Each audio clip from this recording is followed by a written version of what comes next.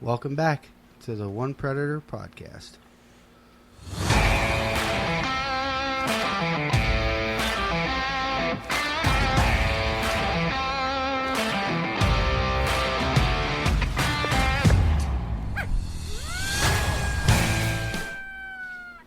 All right, another episode, One Predator podcast. It's a hot. Why you got to do shit like that when I'm trying to Make talk? goofy faces. Asshole. Way to start I was just this one thinking off. about the guy who did the intro. Man, he sounds fucking awesome. Yeah, do you now? Yeah. I was going to say it's I a just hot and love- sweaty Friday night, Yeah, but I just relocated fans. Cocktails are made. We're here primed, ready to go. making goofy faces, making jokes. We got Anyway, the Messiah has returned. Mr. How Brian you doing, Rush back Brian? with us. Thanks for having me on. Anytime, you're always Always, welcome. always a good time. Always a pleasure. Yes. Well, we were having a chat pre-recording. As usual. Yeah. Well, Which is, we should just fucking record I it. know. We're chatting. Yeah, you well- guys really should just record those pre-chats. yeah. Yeah, well, Some some of that stuff's for the One Predator After Dark. Yeah, which yeah. we've been teasing for like a year. You got to subscribe and pay for that shit. Yeah. But maybe we'll. I think we're going to cover some preseason stuff. Yes. Tonight. Yep, preseason, get your shit together. Which, we were talking earlier, none of us, I haven't even looked at my stuff. I shot the other day. Yeah. Your Tika?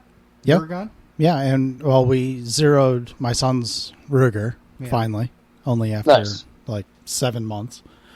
And he shoot it? Everything good? Yeah, Everything he fine? shot it. You know, the C50 is on there. Perfect. I think kids can handle digital scopes better than we can. Yeah, I mean he did very well. Good.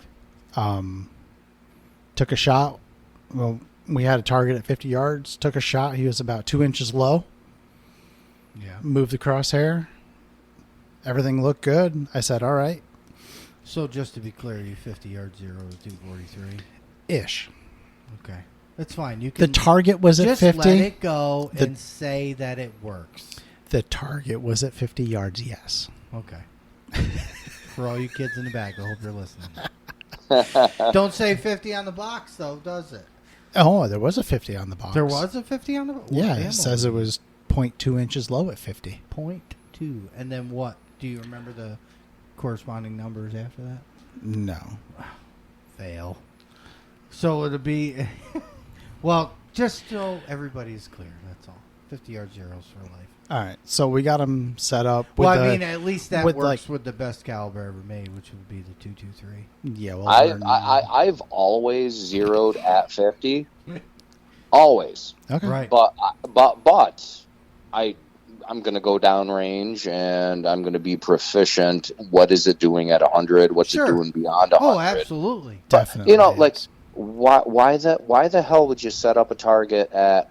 Okay, the box says 100 yards, and it should be this at 100 yards, and you go through a whole freaking box of factory ammo at Thank you. whatever the cost is today.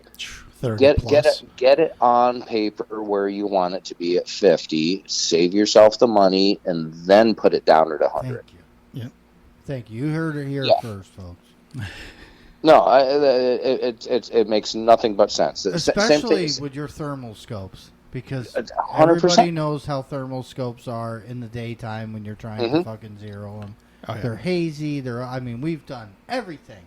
Yeah. The tape, the hot packs, the Cousin Chip made a box and put ice inside the box Yeah, with the Well, hole drilled in it. with a hole drilled in it, so it's dark. I must have told you guys what I do, right? Yeah, with the Coke box, right? No, with the incense stick. Oh, the incense. Yes. Oh, yeah. Yeah, Yes, go to your your local gas shop? station. Yeah, go hippie shop, wherever, and just get a package of incense sticks, and use that to sight in your thermal. Right. You cannot mistake that little glowing dot. I went 'cause on it's a Amazon, focus and dot. yeah, I went on Amazon and I bought a bunch of splatter targets, and poke a little hole with a pocket knife. dead center and just push in the incense stick, light the incense stick, and shoot at it. Did you pay attention to what smell you ordered? No, but it kind of triggers me when I smell that odor in my shop because that package is open. Like your olfactory sense is like one of the number key triggers for memory. Yeah, I believe that. Sure. So yes. There's lots of smells I've had in my life that I would love to forget. So whatever scent that is, it's time to sight the gun in. Yeah, I need to do that. I haven't had time, but chassis It works really good, and not even like something on a budget. It's simple. Yeah, we never tried the incense stick, and I don't know why. You did tell me about that. And, well, we don't have thermals. Well, yeah, we don't. Yeah, right. It goes back to the old saying of "keep it simple, stupid." Yes. KISS method. Yep. I mean, it doesn't get much simpler than the incense. Kind of stick. like when you're looking for a podcast to listen to about, keep it simple, stupid. That smells. That's totally us. Yeah, Totally us. we do keep it simple. And we're pretty stupid. Well, that's debatable. But anyway, boy, I knew this was going to be a shit show. But that's what keeps making you come back for more. I know. No, we're super grateful to have you as always. Likewise. When Jeremy and Nick were here, I believe we talked about the people, and even the PA boys, which if I don't mention them, JP will be all over my ass when we talk to them. JP I'll and interrupt. Jeremy. That was a fun one to listen to. Oh, they're great dudes. Yeah. They are great dudes. I talked to you the other night. I think I listened to that on the way to camp, on the way home, on the way they're back up to fucking camp. hours. Yeah. And then I finished up listening when I was working in the shop yesterday morning. Right. It was great. It was a good one. If I don't mention them, JP will be texting me in the group text, all fucking butthurt. So JP, thank you. The relationships that we've made through this podcast Are fantastic. Them Super guys, thankful. you, Andy, Dennis, the list goes on and on and on and on. We are super blessed and super appreciative of it. It's like, me and Brian, we talk all the time, and it's, it's not, people might think it's just for the show. This is not the case. Like, me and Brian can talk about shit that's so far out in left field. Total friendship that was spawned from the passion that we have. Right. And it's just it's crazy to me to think about it now, sitting here where I'm sitting in this, we've been doing, how long we've been doing this? Over a year now? Over a year and a half. A year and a half now. And how our voice has reached out, and the people we've met because of it. It's just, if you're thinking about doing something like this, don't, when Josh came to me with this whole idea, I was like, meh, I'm like, I don't know. I'll quote it this way. Like, I hate the way my voice sounds on, but I'm glad we did it. I really am. You got a face for radio, Carl. Yeah. I got something. I don't know about all that shit, but I got something. Anyway, tangent. Sorry. Yeah. All good. No, what I was going to say with the JP and Jeremy episode. Yes. If you didn't cut that off when you did, that would have been 4 or 5 hours long. Oh, fuck yeah. I mean, but that's the thing. It's like those are it's like everybody we talk to. Yeah. It's so funny on how we as a community, the predator hunting community, when you get us all together, sitting down, talking about shooting coyotes, the shit that comes out of our mouth is fucking, it's crazy. But it's fun. It's fun. How long it can go for. If JP and Jeremy were here, we'd have been up all fucking night. Oh yeah. We'd have been hitting Stewart's. This would have been that would have been a 2 or 3. Right. Same thing, Jeremy and Nick. Great guys. Yeah. Yeah. New guys as far as how long they've been hunting compared to some of us. Have interesting ways of looking at things. Some of them like ours, some of them not. They need to be taught. 223 is the best caliber ever made for coyote hunting. But they'll learn. They'll learn. I had to do that. Yeah, Jeremy lives, 10 minutes up the road from me, I think. Yeah, If not, he mentioned that. And less than 15. he does a end of the year shoot. Remember he was saying? Yeah. Yeah, He wants yeah, us, yeah, and yeah. I mentioned this to you, Brian, when we were talking Yes. one night. He wants us all. I think it's a great fucking idea that That'd we be fun. all get together. I mean, it's going to be a shit show. Maybe do a podcast on Jeremy's range That'd be or fun. Brian's shop because it's right down the road. Whatever. You know, I good old think that time would at be Jer- awesome. I was going to say good old time at Jeremy's, and then depending on weather, temperature, and A what fucking- Mother Nature throws at us, come back to the shop and do the podcast. Yeah. I think that's a Okay. Let's fantabulous get idea. some dates set and Well, the boys they'll all be listening. And then maybe the PA guys, if they can stretch their rubber band, we'll get them up here Get too. them up here too. Which That'd that's be even fun. further from us. Yeah. So, but we'll see. Yeah. That's been a hot Anyway. minute since I hunted PA. Yeah, we they want us to come down. We're going to do that. We are going to do that. It's just we're going to do that early season. Get down there, get on some, and then I guess they can hunt all the time, but they've been hunting a little bit, but not much. You know, that's the one thing. When I was listening to the podcast, thermal artificial light gathering scopes, night vision, that was legalized in Pennsylvania, I think, 4, if not 5 years ago. Yeah, it's pretty new. It's that new. It was the same year.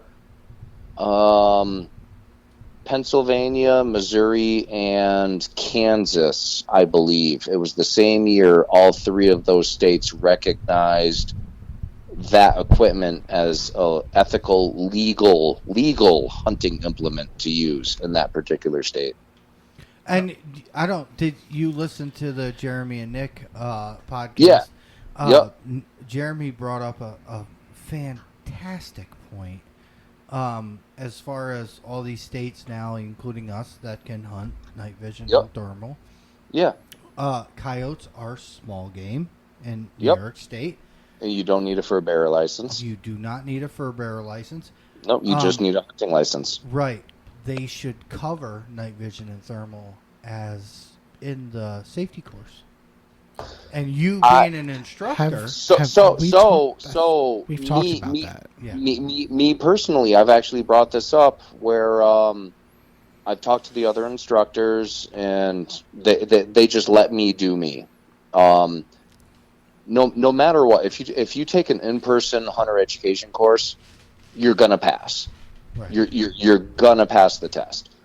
So my master instructor for the hunter ed program came to me during one of the courses, and he kind of pulled me to the side and he goes, "Hey Brian, we're some of the guys are getting a little off topic here, and we're kind of getting a little crunched for time." And I was like, my only answer to that, I wasn't trying to be a dick to him, but I go, yes, you were. he's such a good guy. Joe is such a good human. He's like at the top of the food chain of what you would want your conservationist to actually be. And I said to Joe, I go, "You know this as well as I do. Everybody's going to pass this test, right?" And he goes, "Yeah, of course.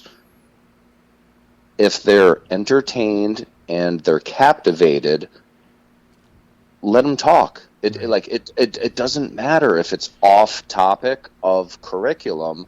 I said, "Joe, I'm not saying this to be rude, but fuck the curriculum. Like there's so much more that They're these students engaged, they're want to be interested. exactly. So when I'm teaching a certain aspect, I'll flat out tell the audience, if you hear me repeat myself multiple times, you're probably going to see that question on the exam. Yeah. So I'm like kind of giving you answers at that point. But I think it's a fantastic idea that they should yes, cover that. But there are things that I bring up in the course where I tell all of the students, and the students range from 11 years old to grandma or grandpa. Mm-hmm. Right. Like every age class you could possibly think of, every sex, gender, creed, everybody is in this course. And I tell everybody, there's always a change in technology, and then the game law catches up. You're not going to have a game law for something that doesn't exist yet. Yeah. So when the technology changes, it's going to take time for the game law to catch up with it. So there's things that I bring up of shooting positions. That's something that's in the curriculum of the course. Like, what is the most stable shooting position to shoot from? It's prone, laying down. Sure. Laying down. You have multiple points of contact and stability. But there's downsides. You lose topography, you lose point of view. We talk about all that. Mobility. All of the things. And then what's not in shooting positions are bipods and tripods. Or kickstand vests. Yep. Yeah. I introduce all of that, and I tell the students, you will not see this on the exam, but I am going to show you something that's a newer technology that will help you perform in the field if this applies to what you're pursuing. Tell them what I'm doing. Whitetail sit, tripod, in a ground blind, whitetail, turkey, youth season, tripod for turkey, all day long. Don't make that kid just hold that muzzle up that whole time waiting to squeeze the trigger. Yeah, have it sitting on a tripod. That's a lot of weight for a kid to hold. It is. So, remember going out when you squirrel hunt when you were a kid, and you would try to find you a Y stick, a stick with a Y in it, and it would sit on the ridge behind the farm, and use that stick, and then at the end of the night we tossed it. You know what I mean? But you made one, because we all back then we were unsupervised children and had pocket knives, because we all had knives. You know what I mean? At young ages. Mm-hmm. I already have my son's knife. It's already here. So when I feel like he's ready, he gets it. So. But both of my girls, Kennedy and Leah, 9 and 11, they have pocket knives and they know the rules. I mean, that's skills they should have. They are my kids. Right. I don't need legislation telling me how to raise my children. No. I can use my discretion. Sure. They're my kids. I have the trust in them. So today, they asked me, Dad, can we shoot the BB guns? I said, yep. You know the rules. Follow the rules.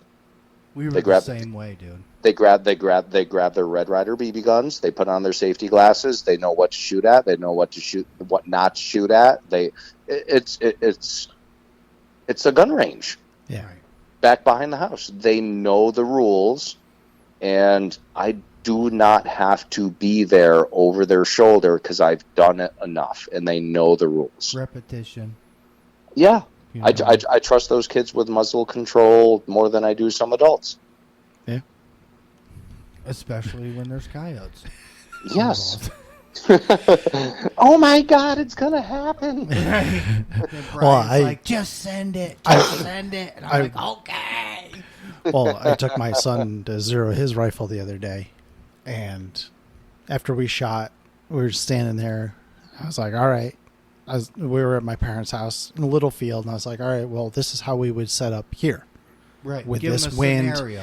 With this wind, where you're shooting, you got to know what's beyond. I go, okay, so we're shooting in this direction. And it's a spot he's familiar with. Right. It's all swamp behind my parents' house, and there's a big hill, and there's Huge hill. houses up on top. I go, yes, there's houses up there. It's a swamp. We're shooting down here. There's woods. It's safe to shoot in that direction. But Right. like when we go to other spots, like you have a shooting lane, then there's no lane because there's a house, Right. and then you can shoot again. We always end up back at the safety thing. And that's what I was going over with him. I was just like, this is how we get set up. This is what we do when we get out of the You truck. have to be conscious of all this You know, stuff. yes. And Because in the dark, it's different. oh yeah, Oh, 100%. sure. It's different. And You don't see things. I mean, with the equipment we have. Now, think about it when we have red lights. yeah, We couldn't see heat or houses. No. I mean, unless they had reflectors on them. right, or there was a light on, On. Like a outdoor, light, outdoor light on in the Right. house or whatever. Like, yeah. Oh yeah. And then we got that- introduced with that's- hunting apps and mapping things and ranges, and it's a whole lot of things. A whole lot of things. That's something you guys talked about before with shooting with both eyes open. Yes. That's also a nighttime safety thing. Right. Your non-shooting eye, regardless left hand, right hand, but your non-shooting eye, keeping that eye open. And some people might stick their nose up at this, but when we're back country roads that are not traveled, and we're 300-400 yards out into a field, there's a very high probability I might be shooting back towards the road.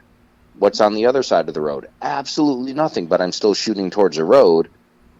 And you come off the scope, you look around, but you have that non-shooting eye open. Are there headlights? Is there anything out there? Yep. You have the technology. You're not shooting across the road, but you need to identify your target and what's beyond. What's beyond? There's nothing there but pavement. Yeah. Nothing. I have very high probability of hitting target, but in the event you pass through the target or you miss the target, which is always a possibility, that non-shooting eye being open is huge for a safety aspect at nighttime. I Like have to shoot with what's both moving eyes out open. there, what's headlights. Even so, even though it is dark, and your eyes will train them. It's funny how, like, coming into season, like now we haven't hunted in months. Yeah. Okay, so when you, like, if I walk out that door right now, it's going to be, I mean, I know the yard, but it's going to be a little different. But, like, as season progresses, on how your eyes can tune to see They get better acclimated in the to dark. it. We Absolutely. adapt to it. And even though you're shooting, because I have to shoot with both eyes open, otherwise I'll fucking miss. And you still see movement. You still, it's possible. It Oh, yeah. does Yeah. happen. Yeah. You Yeah. know, it's not focused and concentrated and clear, but you'll see movement. Yeah, So. especially if you have a contrast. Yep. Right. No, back to the Hunter Ed thing. Sorry, I No. got fucking way off. Introducing shooting positions where we in the curriculum it doesn't touch anything but shooting off of a bipod or a tripod or leaning against a kickstand vest. Other ways to stable yourself. And then I also bring up thermal and night vision. There's changes in technology with optics that we have, and anybody has questions, come see me after. We can talk everything over, but this is what I spend a lot of time doing, and I just try to introduce it and plant a seed the best I can. Everybody that takes the course, they're going to pass the course in person. Everybody. I don't care what age, doesn't matter. They're going to pass the course. But, just trying to give basically the best amount of safety and education you possibly can to somebody that's intrigued, that wants to do this. That's our job as educators. Yes. Yep. That was my number one thing when I went through my my mentorship to become an instructor, my master instructor came to me and he's like, what is your number one goal as an instructor? And I said, honestly, to captivate the audience. Yeah. That's it. If you can captivate the audience, they will retain all of the information that you teach them. Yeah. Period.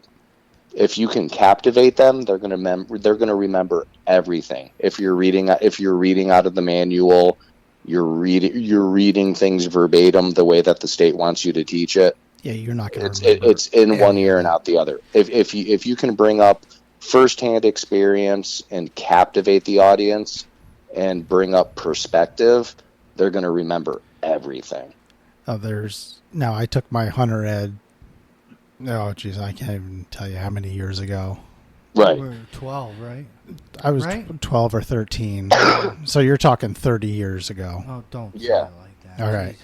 Jesus. I remember very crazy, right? very distinctly my instructor told a story. He had a class previous to mine where there was a woman in the class. And earlier that day, because part of, at least back then, was the part of the class was go outside. He took us on a trail and he put up I think he had a 3D target of a deer. And he asked everybody, would you take this shot? Standing here, would you take this shot? Well, in that class... Hell, that is a loaded fucking...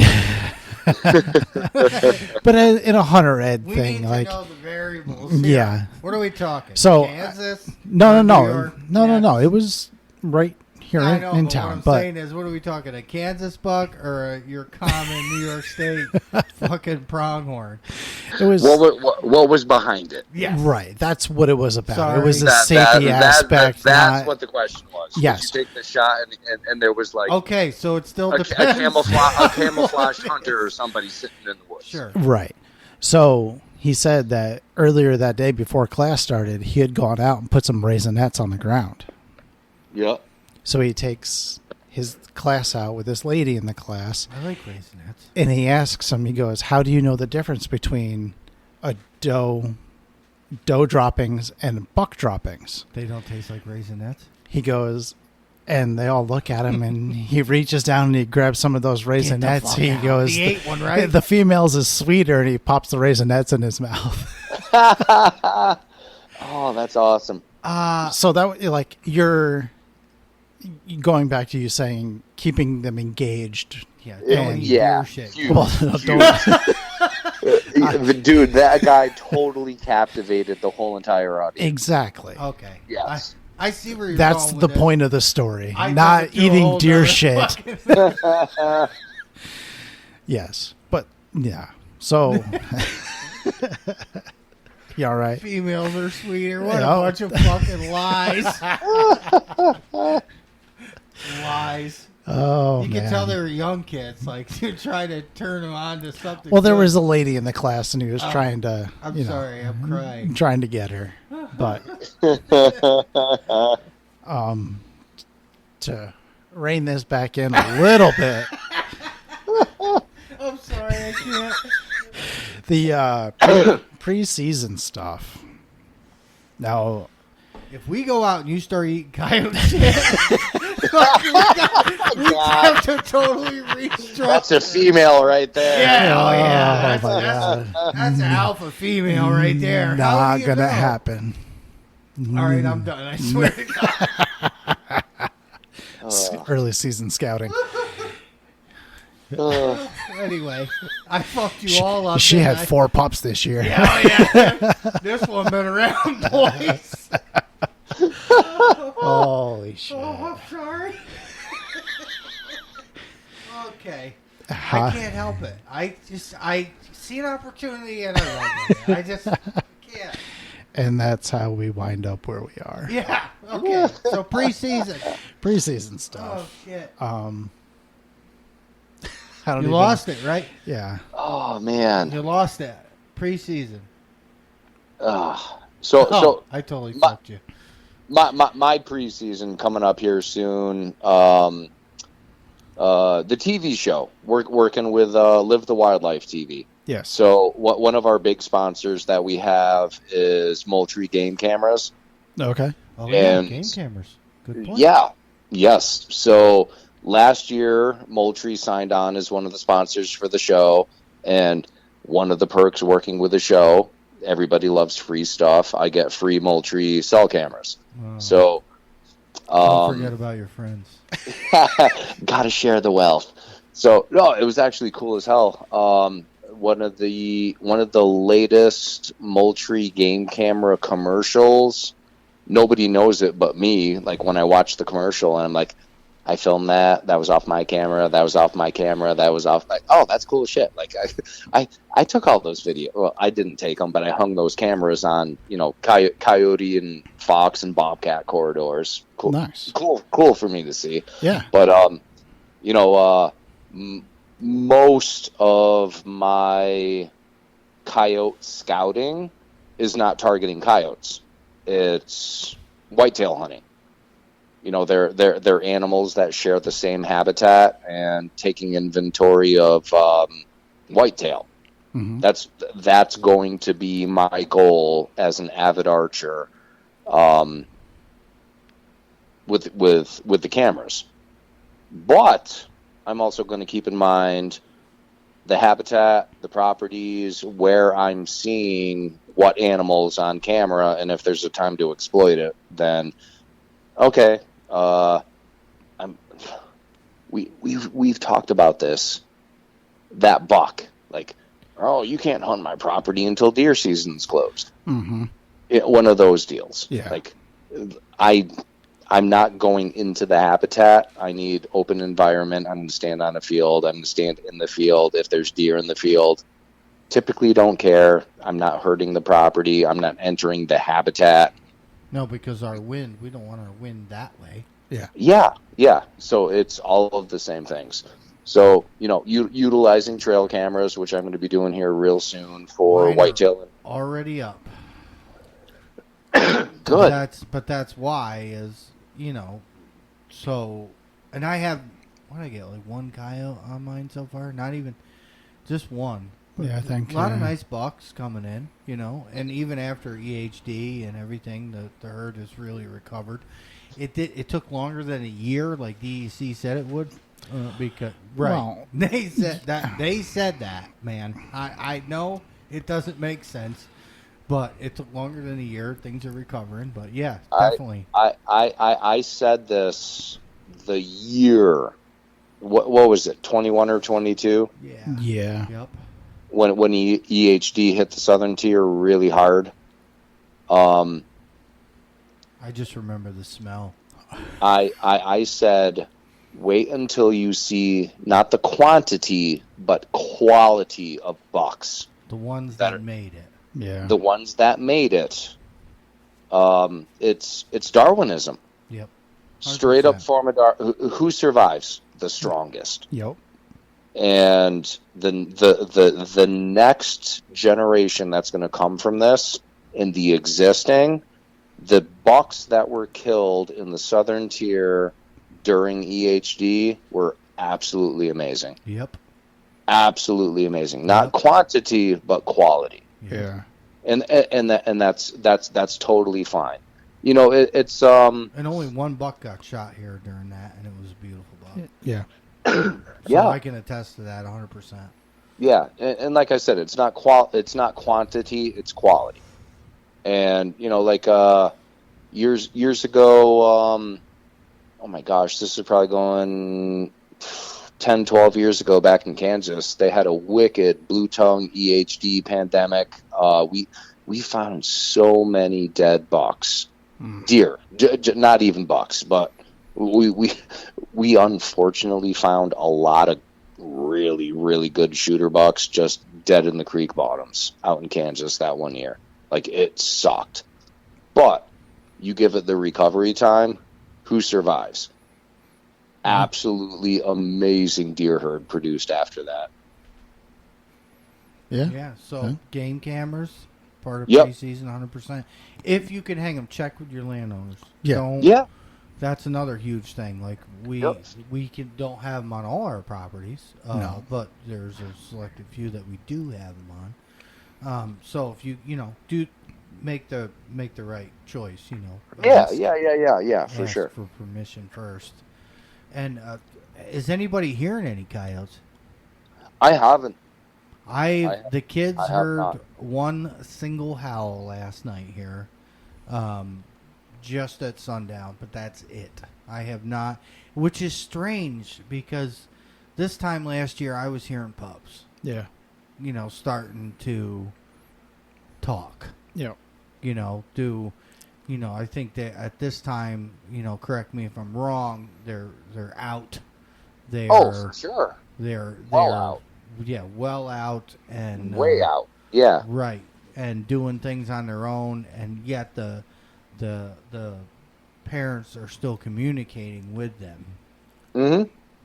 It's funny how you think about it, but it's just like people and kids, and like kids gets old, you let them go out in the yard on their own, but you can still go and yell to them and they come back. Yeah. No.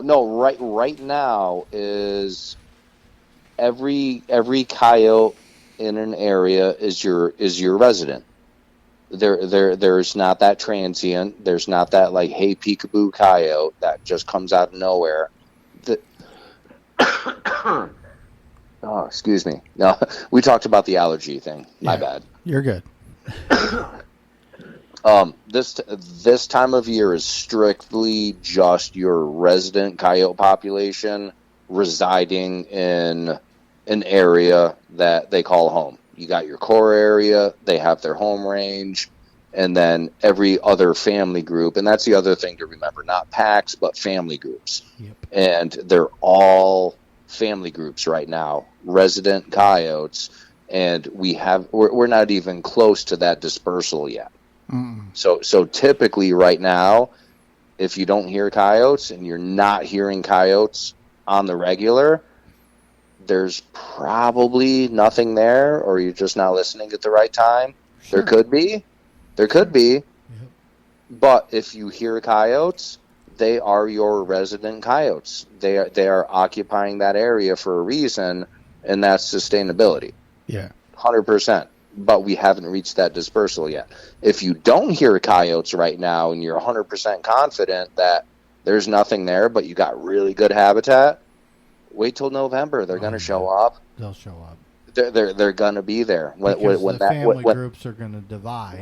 When that family group breaks up and your dispersal happens, that transient coyote's going to wind up coming in, and then you're going to have others come in that recognize this is really good habitat. Right. They use their eyes, their ears, their nose, and they recognize nobody lives here. This is a really good place to set up shop. I want to live here, and they're basically like a squatter. Yeah. And they're going to start their own, just like what they came from. They want habitat and conducive environments for survival, a mate, pupping, and then you start that dynamic all over again on a new property that has really good habitat. So if you don't have them right now, doesn't mean you're not going to have them in November. Yeah. And I want to pick your brain here. I just thought of a question to ask you. Yeah. Pick your brain about something. What is your feeling on not just coyotes, but say foxes or bobcat? Mm-hmm. Do you think there's? Obviously, with fox kits is there similar? That's just something I never even looked into. Is the similarities? Are they similar to a coyote? I don't want to give misinformation because I'm not sure. Right. I would really, really, really anticipate. Yeah. Your fox population is very, very comparable to dispersal and family group like a coyote would be. It would make sense, yeah. Bobcats? I don't know, man. Bobcats, though, I don't even want to give any speculation on that because I'm not sure. Yeah. Right. I don't know. Like they have they have young ones, kittens, whatever. Kits, And yeah. kits, and this is like opening a whole other thing up. Do the males stick around while the female is taking care of the kits and provide food like a coyote? I mean, Yeah, does this happen? I honestly have no idea on that. I've I wouldn't seen even want to speculate. adults with kittens. Do I know what gender they are? No. We we were driving down Route 20, coming out of I love Route 20. It's a great like road. Skahari into Dwaynesburg area. The old And Dwaynesburg Diner, man. it was hot as balls this summer, and somebody hit the brakes way the hell in front of us and like swerved erratically. We got closer, and there was a dead bobcat kitten in the road. Oh. I mean, tiny, tiny little thing. We're like, oh shit. So we pulled over on the shoulder, waited for traffic. We did a U-turn. Nobody hit it again. And dude, I got out of the truck, and I'm like, I got to call DEC and get this thing pelt sealed. Like this thing is tiny. So here's I can hear the fur girl right now because she has made me this way as far as roadkill goes. Yeah. For undamaged pelts and opportunistic. Yeah. You know. Yeah. So Yeah. I would have totally done whatever you need to do to get that thing. Dude, so I had it in my hand, and I'm walking back to the truck. Mom is standing on the shoulder. Get the fuck out. And I'm holding this dead kitten in my hand. Like, it was tiny, dude. And I look over, and Mom's just standing there, like, looking at me like she's going to rip my face off. And I'm like, oh, fuck. It was a very, very, very, like, tiptoe back to the truck. Like, it was kind of nerve-wracking. Don't get me wrong. So you didn't take it? Oh, no, I did. Oh, you did. Good. Oh, yeah. No, we got that was the year my freezer died. Oh, no. Yeah, we lost a couple bobcats, a couple full fox, and I think like 80 coyote pelts. Because, like, seriously, if you like get with your local taxidermist, you know, like, she has opened my eyes to things now. Oh, yeah. I never even thought of, and fishers, anything like that. You know, do it the right way. You know, Yeah. Contact 100%. Your DEC officer. Tell them what's going on. Tell them what you have. You know, be open about it. That's even the most. It's so difficult to understand why, but I get it.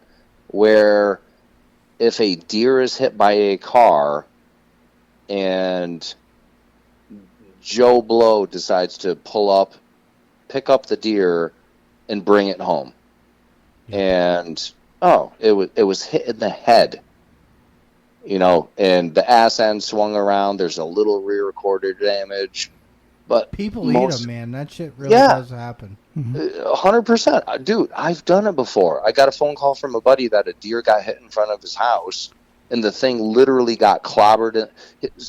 His wife hit the deer in front of the house, like 1 block away from getting home. Might as well have dinner out of it.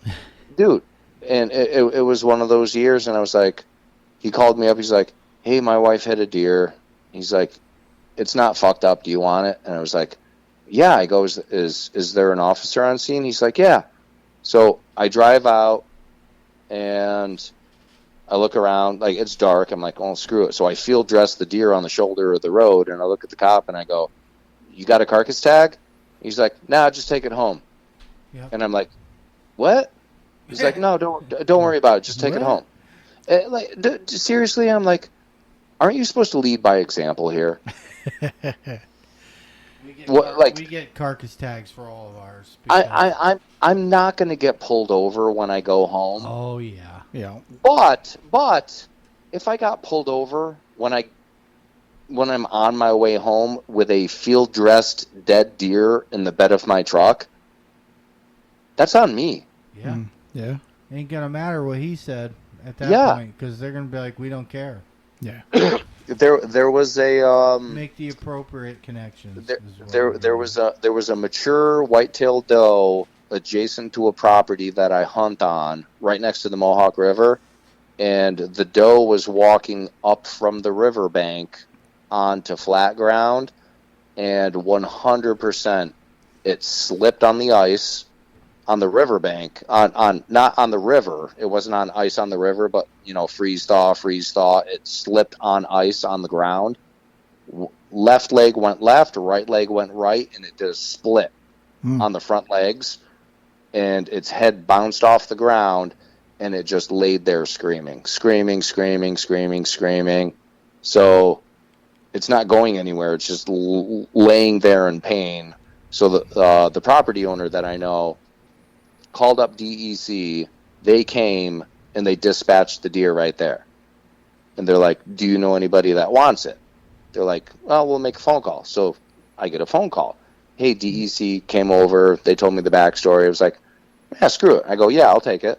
So I drive over there, and I don't even put hands on it yet. I go, do you have a carcass tag for it? And they're like, what do you mean? I'm like, did NCON leave a carcass tag for this deer? Like, you cannot possess a deer in New York without a carcass tag. Mm-hmm. So I left the deer. Oh, yeah. And I got the contact information, and they were like, oh, just take it. But do us a favor and just document when you butcher it, document any, ligament damage, what was messed up on the inside. And I was like, I'm not touching this deer.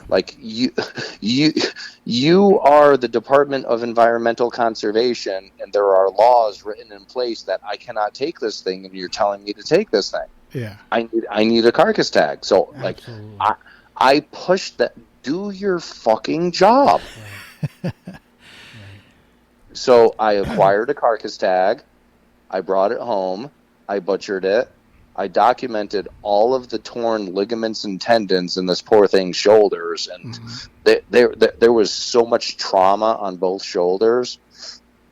But everything else was fine, other than the 22 dispatch shot in the dome. Right. I don't know. See, being as I raise animals, when something goes through, I have had that situation with a cow. Slipped on ice, it broke its split a tine, and the sounds that thing made. So they're your animals, so it's my job. So I had to make a decision and do something with it. We decided to butcher such animal, and I'll tell you, I threw it all out. Yeah. It was so full of just adrenaline. Yeah. And we're talking maybe 30 minutes from start to finish. Okay. Yeah. Because we had a ton of ice that year. It happened. It was discovered. We made a plan. It took 30 minutes. And I knew I was going to have to shoot it. I shot it, and we butchered it, and it was terrible. Wow. And with car deer, if it's quick, okay. Yeah. I've eaten car deer. Oh, I hit the son of a bitch, and they were like, "Do you want it?" They asked me, "Do you want a tag for it?" And I'm like, "Yep." And I ate it. This was years ago. But that friggin' cow, man. Oh, that poor bastard. I hate to say it was a waste, but it was. Yeah. Because it just wasn't good. Yeah. And that Something definitely affects an animal. Yeah. If you're going to grind it, sure. Yeah. And anything that sits with a lot of trauma for time, I'm usually going to grind the majority. Yeah, you're going to grind it. Because I'm going to tell you right now how it's going to come out. Because I lived it. Yeah. And worst part about it was a good steer. Good 800-900 pound steer. But it was just a whole terrible. So like I can hear when you're saying what this thing sounded like after falling, Yeah. and it's and again we're sportsmen, okay. You want to dispatch an animal fast, efficiently, out of respect for them. Mm-hmm. So when you hear things like that, I can hear that. Like I mean, telling this story, I can hear that cow in my head. We still have a conscience and we have a heart. Yeah. Even I though don't want to most see people something don't suffer. think we do, but No. Well, I think it was a month ago. I was bringing a friend's daughter, dropped her off at school in the morning, and I was just telling her mom the story. I was driving her daughter to school in the morning, and Mother Doe ran across Route 5 in front of me, followed by the fawn. I was like, "Oh, cute." I go, "Hey, kid, look at that." She's like, "Oh, how cute." Little tiny wobbly fawn, strong enough to run, keep up with mom. And we drive by. I drop her off at school, and I'm on my way back. Mom went all the way around and got on the other side of a chain link fence. So mom's in the habitat, and the baby's standing between Route 5 and the fence, bouncing off of the fence, trying to get to mom. right, doesn't understand. Yeah. Like, go, like, use your nose, go around, find mom, and mom's standing there like, come on. And it's like the poor little thing's just bouncing off the fence. I felt so bad for this little thing, and I was like, I could try to intervene. More than likely, I'm going to bump it. It's going to run back into Route 5, get hit by a car. I'm like, nope. Let nature take its course. Right, you're like, going to feel even worse. Yeah. You want to help though. Even as a hunter, a conservationist. Yeah, sorry, little guy. If mom walks in front of me and it's the second week of October and that buck's not on camera and big fat doe walks in front of me, I'm going to send it. Mm-hmm. I'm going to put an arrow through her chest. If you don't have spots and milk dripping off your lips, I'm going to send it. But it's still like right now, like I have a conscience. Right. Yeah. I want to help. Sure. And I was telling the mom the mother of the story about what we saw that morning. She's like, I don't get that about you. Like, you kill them to eat them. I'm like, I know, but I have a heart. Right. It's still a human.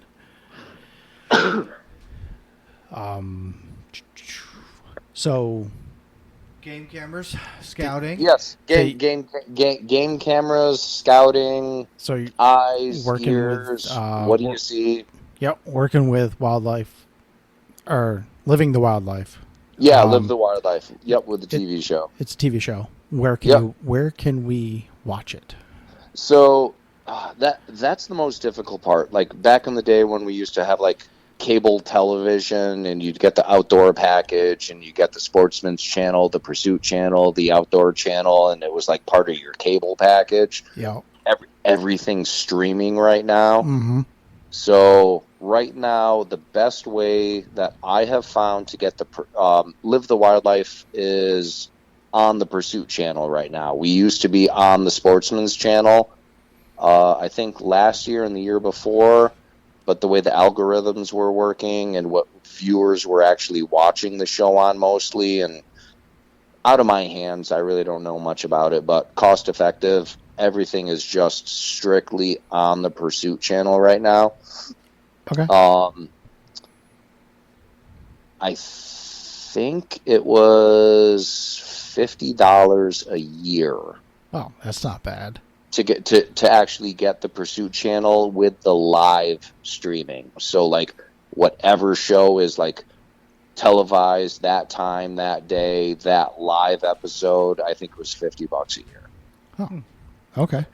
I might actually look into that. Yeah. Yeah, no, it was good. That's like, less than my game camera subscription. Yeah. Less than the Xbox subscription. Yeah. So no, it was fun. It was a couple of weeks ago.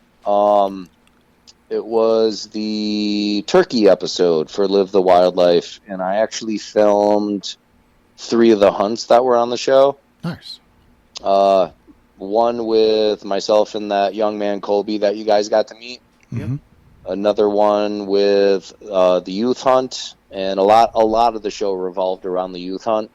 And then the third one, when I brought out my good friend Ty, and called in a bird that he wasn't able to take, and I'm not going to call in a bird and let it walk away, so I shot it. Yep. It was a good bird. It was a fun hunt. Nice. But no, I filmed 3 of the hunts on the show, and it's so much fun for me to actually sit there and like watch the show, and like my family's sitting there, and it's like my face on the TV screen, and I'm like, I filmed that. Yeah, I filmed that turkey. Yeah, I filmed that hunt. Like, yeah, just all of the B-roll footage, and that's such a fun thing for me to do, where I can just give the TV show all of the raw footage, and all of the editors actually put it where they want it, wherever they see fit. Yeah. And that's the best relationship, where I give the show free content and they give me free exposure on a national level for my business. Yeah. Okay. So it's definitely reciprocated. And that gives me a reason to self-film everything. Yeah. And that also gives me a reason to, as a game call builder with my accountant. And we might have talked about this on that really long podcast that we had, but I have to show my customers that I have a legit working product in the field. Mm-hmm. So what does it take to put me in the field? Hunting license, guns, ammo, arrow, broadhead, scent control, anything hunting related actually falls under research and development, and I can expense anything to that aspect to my business. Perfect. So I can expense anything if it involves any scenario of hunting, I can expense that to the business. Perfect. All of that with the TV show and self-filming everything. I need this to do this, to produce this, to show my customers this. Clear, cut, and dry. It all works back to research and development. And it's a write-off. Yeah, and the best thing is, 7 years of doing this, I'm in the green. Like I'm showing a profit every year. So it's not like I'm taking advantage of anything. When Uncle Sam looks at the paperwork and he sees the numbers, like I'm doing what I need to be doing. Yeah. Well, that's I'm going to use a fancy word, Carl. Are you ready? Yeah. All right. So that's going to segue into. Oh, shit. Segue like the fucking thing you're on? No, not. Yeah. No, Yes, Carl. Yeah, you got it. Nailed it. Thank God for Siri. What would I do without you? So, when ordering calls off of Rush Custom Callers, when should people be doing that? Yeah, right. Because all the seasons are fast approaching. Yeah, we're 67 days away from coyote season here. So this was the conversation we had prior to going on the recording with you guys. But I made the analogy of, when does every guy go Christmas shopping for his wife? Christmas Eve. Uh-huh. When does every hunter decide to place their order? And we end up at a bar. Yeah. All the guys would be like, yeah, we're going to go Christmas shopping. And we'd spend like 10 minutes in the store, but God, fuck it, let's just go drink it. Let's go to the bar. I'll give her a gift card. So yeah, that 7 years of doing this full time, that's what I recognized. And I'm not trying to be biased, sexist, racist. It is a male-dominated pastime, 100%. 100%, it's a male-dominated pastime of hunting. So, when does every guy go Christmas shopping? The day before Christmas. When does every guy place an order for the call that he wants? When it's in season, or the day before. Yeah. So, this year, thank you for everybody that's placing orders over the summer for the up and coming. It's on the calendar. When does the deer season open in the southern tier here in New York? October 1st. When does deer season open in New York in the southern tier in 2029? October. I'll 1st. tell you right now, October 1st. Yeah. Yes. So it's not going to change. If you have the inclination that you want to order a deer call or any call, give me time. Mm-hmm. Or order it in advance, because come November, I get inundated with whitetail calls. To this day, that's my number one selling call that I build is my whitetail deer call. And here's like, you make the calls. I just use them. Getting them early gives you a chance to practice with them. Yeah, you get proficient with it. So you're not getting it, ordering it September 30th, getting it a week or two later, going hunting, and then you're trying to use this thing. Yeah. And you don't, Yeah. give yourself time to fine tune that. I mean, one thing that I'm really diligent about is hypothetically right now, if I get an order for a turkey call in the first week of January, Mm-hmm. and I get another order for a rabbit squealer, a howler, I'm not going to build the turkey call first, because nowhere in the continental 48 is turkey season open the first week of January. No. So I'll make my decision so I can build the call for the people that want to use them right away. Yeah. And then I go back to that other call. Yeah. Unless somebody takes the time to fill out customer notes and actually write me the message and says, this is for my father's birthday coming up in 3 weeks. Yep. And actually fills in the blanks. Then I expedite stuff when people take the time to actually read the words on the paper on the order forms when they're actually ordering things. I'll take the time to do that. But if nobody's filling in the blanks, I'm going to build what's actually in season at that time and expedite those as opposed to something that's not in season. Yeah. So I mean, 7 years of doing that, I've never had an issue with it. And every single customer I've ever had an interaction, phone call, conversation, emails, texts, good like-minded people. I've never had an issue with anybody. Yeah. Oh, so what's important to take from this, kids, is if you're looking for calls, now is the time. Yep. Yes. It's time to get built. It's time to get on the website, pick out your whatever you're after and get it ordered now. Yeah. Because when season starts, meaning low season for Mr. Rush, because he is the Robin Hood of the North. Your stuff's it'll get done, just maybe not as fast. Yeah, well, I mean that is the one thing. It's my work hours, I make my own. 100%. Like I'll flat out say I make my own work hours. Is it 9 to 5? Absolutely not. Am I spending 6 to 8 hours a day in my shop building orders? Absolutely. Except I'm spending time in the field doing what I want to do and then working in my shop till 2 in.the.morning filling orders. Yeah. But I'm also building orders, and it's also on the website. I build orders on a first come, first served basis in the order of which I receive them. If I get 20 orders for deer calls over the course of the week, I build number 1 through number 20. Yeah. So makes sense. Yeah. First come, first serve.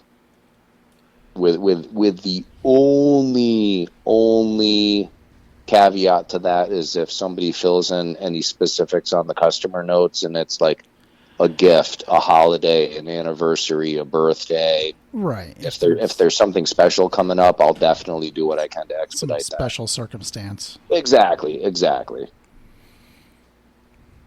But yeah, if I have more notice, a one-off custom rush custom call one predator howler. Yeah. Dude, the past 3 days have just been an absolute shit show down here, and I had that horn you gave me in my hand, and I was taking caliper measurements of it again, and I'm like, okay, I'm gonna do this. And then I get a phone call. I'm like, oh shit! Everybody, stop calling Brian. He's over my howler. God damn it!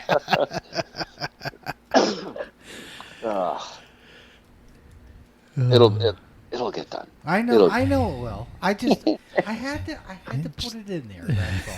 That's all. I know. Just a little dig. Just a little push. It's all good. Like, the hell with them and one predator horn howler, please. I'm putting my order in now, Brian. I'm on it, Carl. I'm on it. He's working on it right now. You can tell. I got all of Dennis's rabbit distress calls that he wanted. Those are all so not only 100% finished, done. So that's the other thing too is preseason warm up to early season coyote. There is only one good rabbit call. I'd like to think so. Now's the time, boys and girls. Get one. Get practicing. Get your windshield time in. There's all kinds of new stuff on the market coming around. I said I wasn't going to buy anything this year. That I'm set. My gear is perfect where I want it. I've chassied my rifle at this point, and now Lucky Duck has come out. Rick came out last night with the whole new lineup of e-collars, which look awesome. And everything, we used hand calls. We use e-collars. We use both at the same time. We use one and not the other. But the thing with all of our products that we use, what's nice is when we find flaws in it and we can express those flaws and see progression and difference and all that. And Rick, I love Lucky Duck calls. I do. We use a bunch of different ones. We use, oh my God, what is yours? Ecotech. Ecotech. We Outlaw use Plus. Primo's calls. I have the OG, man. The OG. We use the OG all the time. But Rick has taken his calls and heard our voices. So if you're a predator hunter and you listen to us and I memorized the Revolt remote. I can close my eyes right now and play you whatever song you want to hear out of it. But now our buttons are backlit, and we have dimmer switches in our dimmer modes in our remotes, and our the plastics he's using is tougher. The switches are better switches. The antennas are unbreakable because I broke. He said the one on the call is a lot tougher. He said the one on the controller isn't necessarily unbreakable, but it is a lot stronger. Right. I broke the remote one before, leaning over. Carl will put it to the test. Yeah, I will field test the shit out of this. And I wasn't gonna. We've used our Revolt or my Revolt for a bunch of seasons now. At least 5 years. At least 5 years. I would say. That thing, I swear, and I've told Rick this, it will end up in the Lucky Duck Museum someday. There's more blood and beat up and scratch marks and dangs and mixed match parts from another one. I am a Lucky Duck tech. Yeah. I fixed my call a dozen times myself, and that thing's going to end up in a museum. Did you cover the That's tripod? great. The tripod. It's the Super Revolt tripod on the 2.0. On the 2.0, yeah. So we get the newer, upgraded tripod on. If you're an e-caller guy, And upgraded the decoy too. the decoy is different. It's the little things, Yeah. you know. The fact, you know what I found funny is like we bought e-callers and then we decided to put them in bags to carry our batteries, our extra decoys, our ammunition. That was another thing, is the batteries upgraded too. The battery upgrade, they're rechargeable. You can get Well, them- not only that, the 2.0 has Yes, a it's button. not and wired. The whole battery pack slides out. right. It's not. Oh, there's nice. no little The finicky Revolt wires. was a wire with plugs on it, and it was cumbersome, and the damn wires came apart. Listen, we know. I fixed it. They're all changed now. But like, even, you know what I thought was crazy? It's like, and I'm not saying we're like taking credit for this in no way, shape, or form, but like I feel like, you know, we were putting our calls in bags to carry our extra stuff. So it was, you know, at the ready when we need it. Now the Lucky Ducks come with bags, you know. I'm not taking credit for that, but I am taking credit for it. You planted the seed. Oh, yeah, right. So I don't. You just like. I mean, I'm sure. I know Rick doesn't listen to us. I've asked him. I'm like, hey, do you listen to podcasts? It's not really his thing to listen to podcasts, but you know, I want to think in my mind that we had some kind of part in that. Just little fire in the back. A little tiny flicker of a fire that, hey, you know, maybe someone listened to us and like, hey, you know, maybe we should offer a bag to carry this son of a bitch, you know, because you would drop the remote or drop the, even with the, you know, the decoys, because we do use the decoy, slides in the back of the handle on the old Revolt. If you don't close that little rubber stopper thing, you can lose them. Yeah. It looks like on the 2.0 it just clips on the side on now. the side. I still, you know, but you know, like I said, I don't think that we had influence on that. I wanna feel like we did. You know? But Sure. go ahead. You want to say something? I know you do. You're looking at me. No, you got nothing. well, I mean, I do, but Okay. Do you have more to talk about the call? No. I don't. We are not sponsored by Lucky Duck. No, we have no sponsors. Right. This is all out of my pocket. Right. But it's there's so many. I said I wasn't buying nothing, but this is all preseason preparation things. Yeah. You know, Yeah. and now. Dot your I's, cross your T's before it's here. Right. Yeah. Right, because it will be here faster than. Oof. Yeah, it'll be here way sooner than we expected to be. Which I'm kind of, you know, I love summer, but I'm done with the heat. I'm tired of my balls melting every day. Like Yeah. this is not like we had one or 2 days where we had low dew points and it was like 80. Yeah, Monday, Tuesday was like high 70s. Oh my Humidity god, dude. was I just down. wanted to lay in my yard. It was gorgeous. Yeah. And just lay there and soak it all in. I had all the windows open. That was so nice. Oh, That hayloft is gonna suck ass tomorrow morning. Oh yeah. yes, yeah. Oh. Well, yeah. Yeah, It's hot up there. last weekend I went up north, and I went Yeah, up you were in. just outside of Newcomb, Okay. and Friday night, I got there like Friday afternoon, early afternoon. Friday night, it was in the 50s. 50s. Do you know how hard I slept with the Like windows super open? hard, right? Windows we had open. them couple nice nights. I opened the windows, spear, turned the fan on, and I slept like I got hit by a truck. Yeah. Uh-huh. You know, I mean, that's how you just know, like, outdoor guys. I feel like we're just geared Yeah. that way. Like, we're the only ones that can sleep in 20 below zero in a fucking deer stand, fully dressed. You know what I mean? Like, we can make that happen because you get up there and you're like, oh my god, Yeah, it's cold, but it's oh so quiet and oh so refreshing. Yup. And it just, wah, see ya, night night. Oh, you yeah. know? Yeah, I think I was in bed before 10 o'clock. Wow. And You were really preseason that motherfucker. yeah, I think I slept till like 6. Yeah?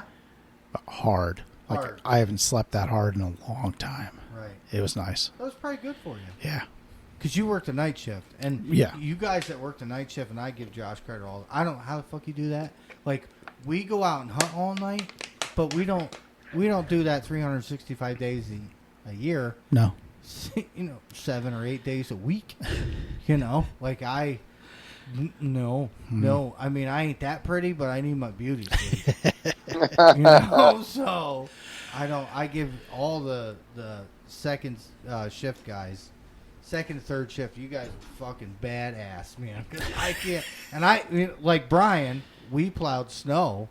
We were municipality workers. So we've had the storms that were 22 and 28 hours long, and you weren't allowed to go home. Right. Between that and water main breaks, plowing roads, and and I do not miss. I like plowing snow. That was fun. But I don't miss the hours. I don't miss that shit at all. No? Not a bit. I miss it a little, and then I look outside from my window, my easy chair, and I'm like, nah, okay, I'm good. The very first year when I left the municipality, I got the gnarliest tires for my truck because I didn't have to worry about the phone ringing. Right. Mm-hmm. Yep. If it's snowing, I'm going to go coyote hunting. Right. Hell yeah. I don't have to worry about the phone. Yeah.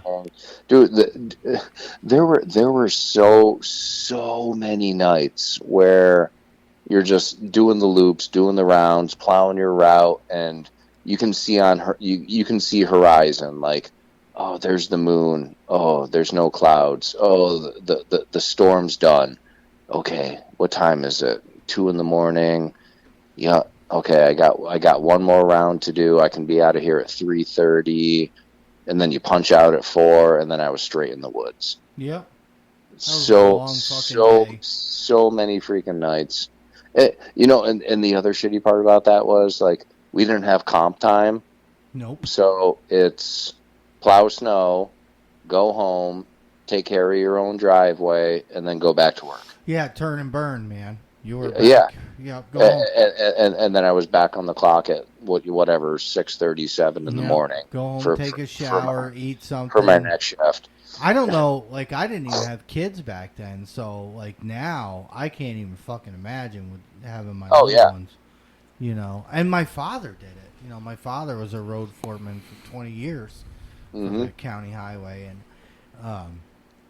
it all makes sense now. When he used to get mad when we were up all night fucking around in the winter. Yeah. Because we were caged rats. You know what I mean? It snowed back then. Oh, yeah. You know what I mean? We had snow in the end of November. Like, we had snow. So we were inside at night fucking around, raising hell, and he had to go out.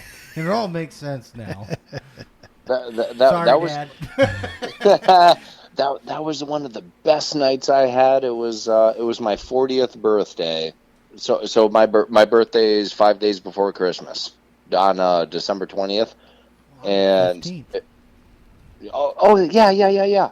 Yeah, that's right. So it was, I think it was pandemic year. Yeah, 2020. That's the year I was turning 40. So that year, my wife ordered a keg and invited a whole bunch of my friends over, and we had a 3-foot snowstorm. Oh, no shit. It was awesome. I took my tractor and I plowed a path down to the burn pile.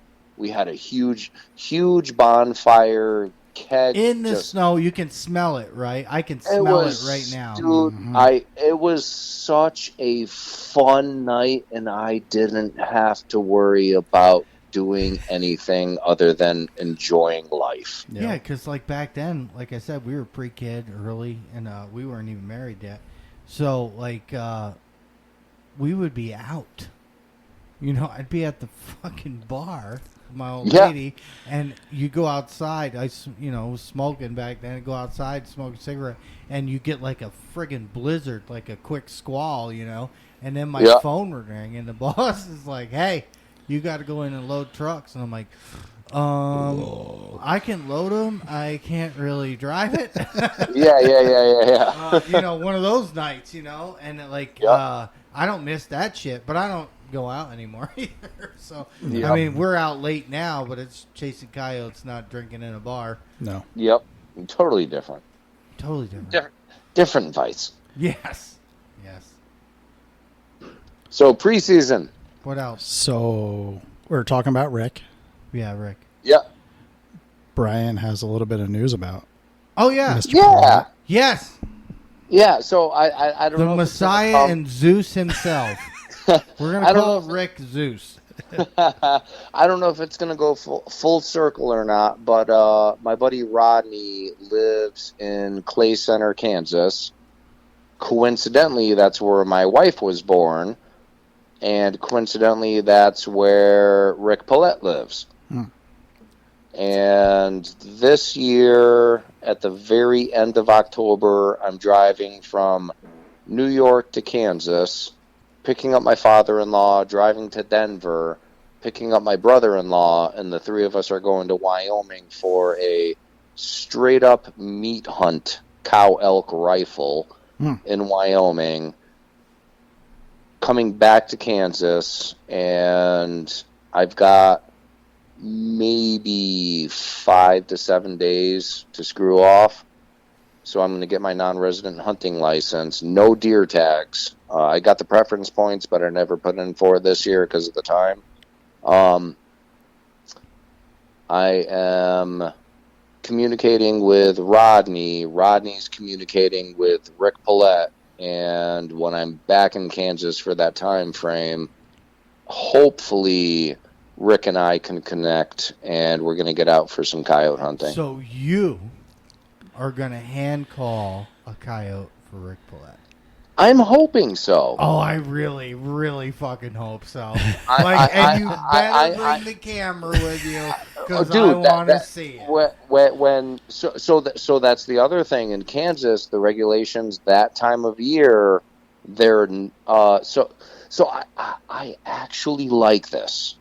If you are a resident or a non-resident of the state of Kansas and you are going to nocturnally hunt predators, you have to buy I think it's called the night vision endorsement on your hunting license. Yeah, but you're a thermal guy. It's still It still falls under the category. Okay, I'm just saying.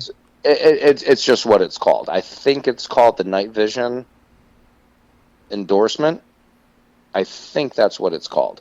So you have to buy the endorsement. So the DNR, the Department of Natural Resources, basically like, New York's NCON, the DNR in Kansas, has your name on paper, knowing you're doing what you're doing in their state. Yeah. I like that. That's I don't. Maybe they wouldn't roll up on us and ask us what we're doing all the time. I was hesitant on saying this, but I'm going to say I'll be that guy. Where, knowing what I know with the regulations that we have, when I look at how many other states I hunt in, New York treats our game herd like a nuisance. Okay. When you go to the Midwest, they treat their game herd like a cash crop. Sure. Because they make money off it, believe it or not. There is a huge difference with conservation, with ethics, with game laws and how they're written for wildlife and the people pursuing wildlife versus what we have in New York.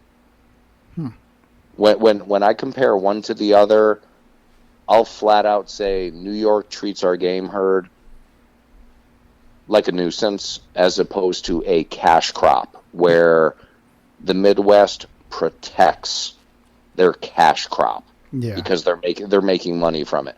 So why do you have to buy a night vision endorsement? Because they're protecting their cash crop. Yeah. That's why. Like I get it. I get it, and I'm totally fine with it. It's minimal, like $25. Don't quote me, but it's a necessity. If you want to do it when the lights go out, you need it. Yeah. I would. But that time of year when I'm out there, it should be about the first week of November when I'm out there. Mm-hmm. The night vision the nocturnal season is not open yet. Oh, okay. So, and that's another thing. In New York, we don't have a season like that. No. It's just once it opens, it opens. When you look at the regulations that we have as predator hunters in the state of New York, anybody can bitch about anything they want. When you look at other regulations in other states, our regulations are so relaxed. Yeah. When it comes to predator hunting. Yes, we have magazine restrictions. Yes, we have bullshit AR restrictions. Yeah. Yes, we have all this nonsensical bullshit platform regulations. If it's loud, if it's quiet. We have all of that other just legislative bullshit. Right. But we don't have the regulations that protect the cash crop that other states do. Yeah. We have a very, very, very relaxed predator season. Yeah. Yes, it's closed for 6 months of the year. I'm fine with that. Yep. Me too. I'm totally fine with that. Yep. Me too. Because when season starts, we hunt. Right. Like, Yeah. guys that are in it, like we are, we hunt. Yeah. So and it's a lot of time and a lot of investment. And so the downtime I enjoy. Well, not only enjoying the downtime, it gives the population a chance to recuperate. Our crop A chance to recuperate, so that those pups do grow up, right, have a chance to get out on their own. right. Mm-hmm.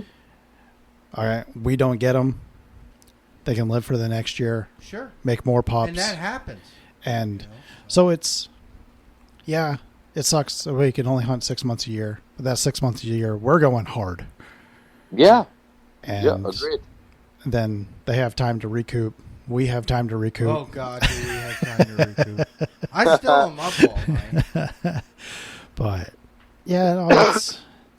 Well, that's freaking awesome. And me and you have already talked about this. Yeah. And like I said, if there's room for a bag boy, I will be that guy. I'll get the coffee. I don't care. I'm really, really hoping it works out where, we can just get a day. Yeah. One day. I think it would be great for you as a game caller builder. Yeah. And he is a game caller builder. I mean, say that. I mean, he records sounds that get put on a game call. Yep. But it's crazy because it's like two totally different things. Yeah. You know what I sure. mean? Like you craft these things. Now, we say this all the time about your calls, and we've seen it. I've seen the shop. I've seen the lathe. I've seen stacks of wood. Everything from start to finish is handcrafted, which is, huge. That's I mean, the time involved in that, I don't know if people realize, because everything is so cookie cutter now in our lives. Mm-hmm. Amazon and all the other bullshit. To see it how it's produced from start to finish, that makes it worth even more to me. You know what I mean? Like it's the care and the thought process. And I've seen you measure calls and look at things to improve what you do. So the fact that you two could possibly get together, that'd be fun. Which I've known about for a while because me and you talk all the time. Yeah. So I'm super glad that you brought that up tonight. And it's something like that where, where I feel really confident in saying, like, doing something like that with Rick, it's not a big dick contest. No. It would be fun. Yes. Like two good, like-minded dudes that enjoy what we do, and I can put him on ground that he's never stepped foot on before. Yep. I can put him, or he can put me on ground that I've never stepped foot on before. And where Clay Center's actually located in comparison to, private property, like we've talked about this in the past. My family owns about 3,000 acres of agriculture in the northeastern corner of Kansas, and Marysville in Washington, which is just northeast of Clay Center. So you're probably within an hour drive, and like everyth's so located close. Yeah. We could totally make something work if the time frame works out for him. That's awesome. I hope that does work out. I mean, that would be really cool. And if it does, I want to know everything. Oh yeah, yep. That'll be a whole podcast for you. I want to know. Listen to this shit, right? Because I've talked to Rick on the phone when I had issues with my call and stuff, and me and you. Well, you say this all the time about like-minded people and how we are, and he is definitely one of us. You know what I mean? Yeah. Like, me and him end up having an hour conversation just about, fucking anything. You know what I mean? That's the great part about it. He's funny as shit. I was talking with my buddy Rodney about him, and he's got such a melancholy, like, tone to his voice. Yes, he does. Like Rodney was telling me, he's like, yeah, I bumped into him. Rodney's a full-time firefighter. He's an electrician as a tradesman, but he's a full-time firefighter. And he bumped into him. I don't remember where he said, but he's like, yeah, I bumped into Rick, and he's like, hey, did you get that buck you were after? Yeah, I got him. Oh, nice. What did he score? Oh, he was like, I don't know, like 210, 220 inches. Like, just that melancholy tone with, like, no excitement. And Rodney's just like, only 200. Holy fuck! Yeah, only 200. like I want to hear more about that. Right. And he's just got that, like, melancholy tone to him where it's like, I want to see him get excited. I want to hear excitement in his voice. Right. 200. Dude, wait till you hear this buck I shot. Right. Yeah. I shot a 220-inch typical whitetail. Yeah, I think you scored about 220. We shoot a 110 here, and we're like, holy shit. Yeah. That thing made it a year and a half. Yep. So. Yeah, shit, I'm laying on my couch down in my shop looking up, and that buck is above me right now that I had done last year with the horse mane and the double split brows. And yeah.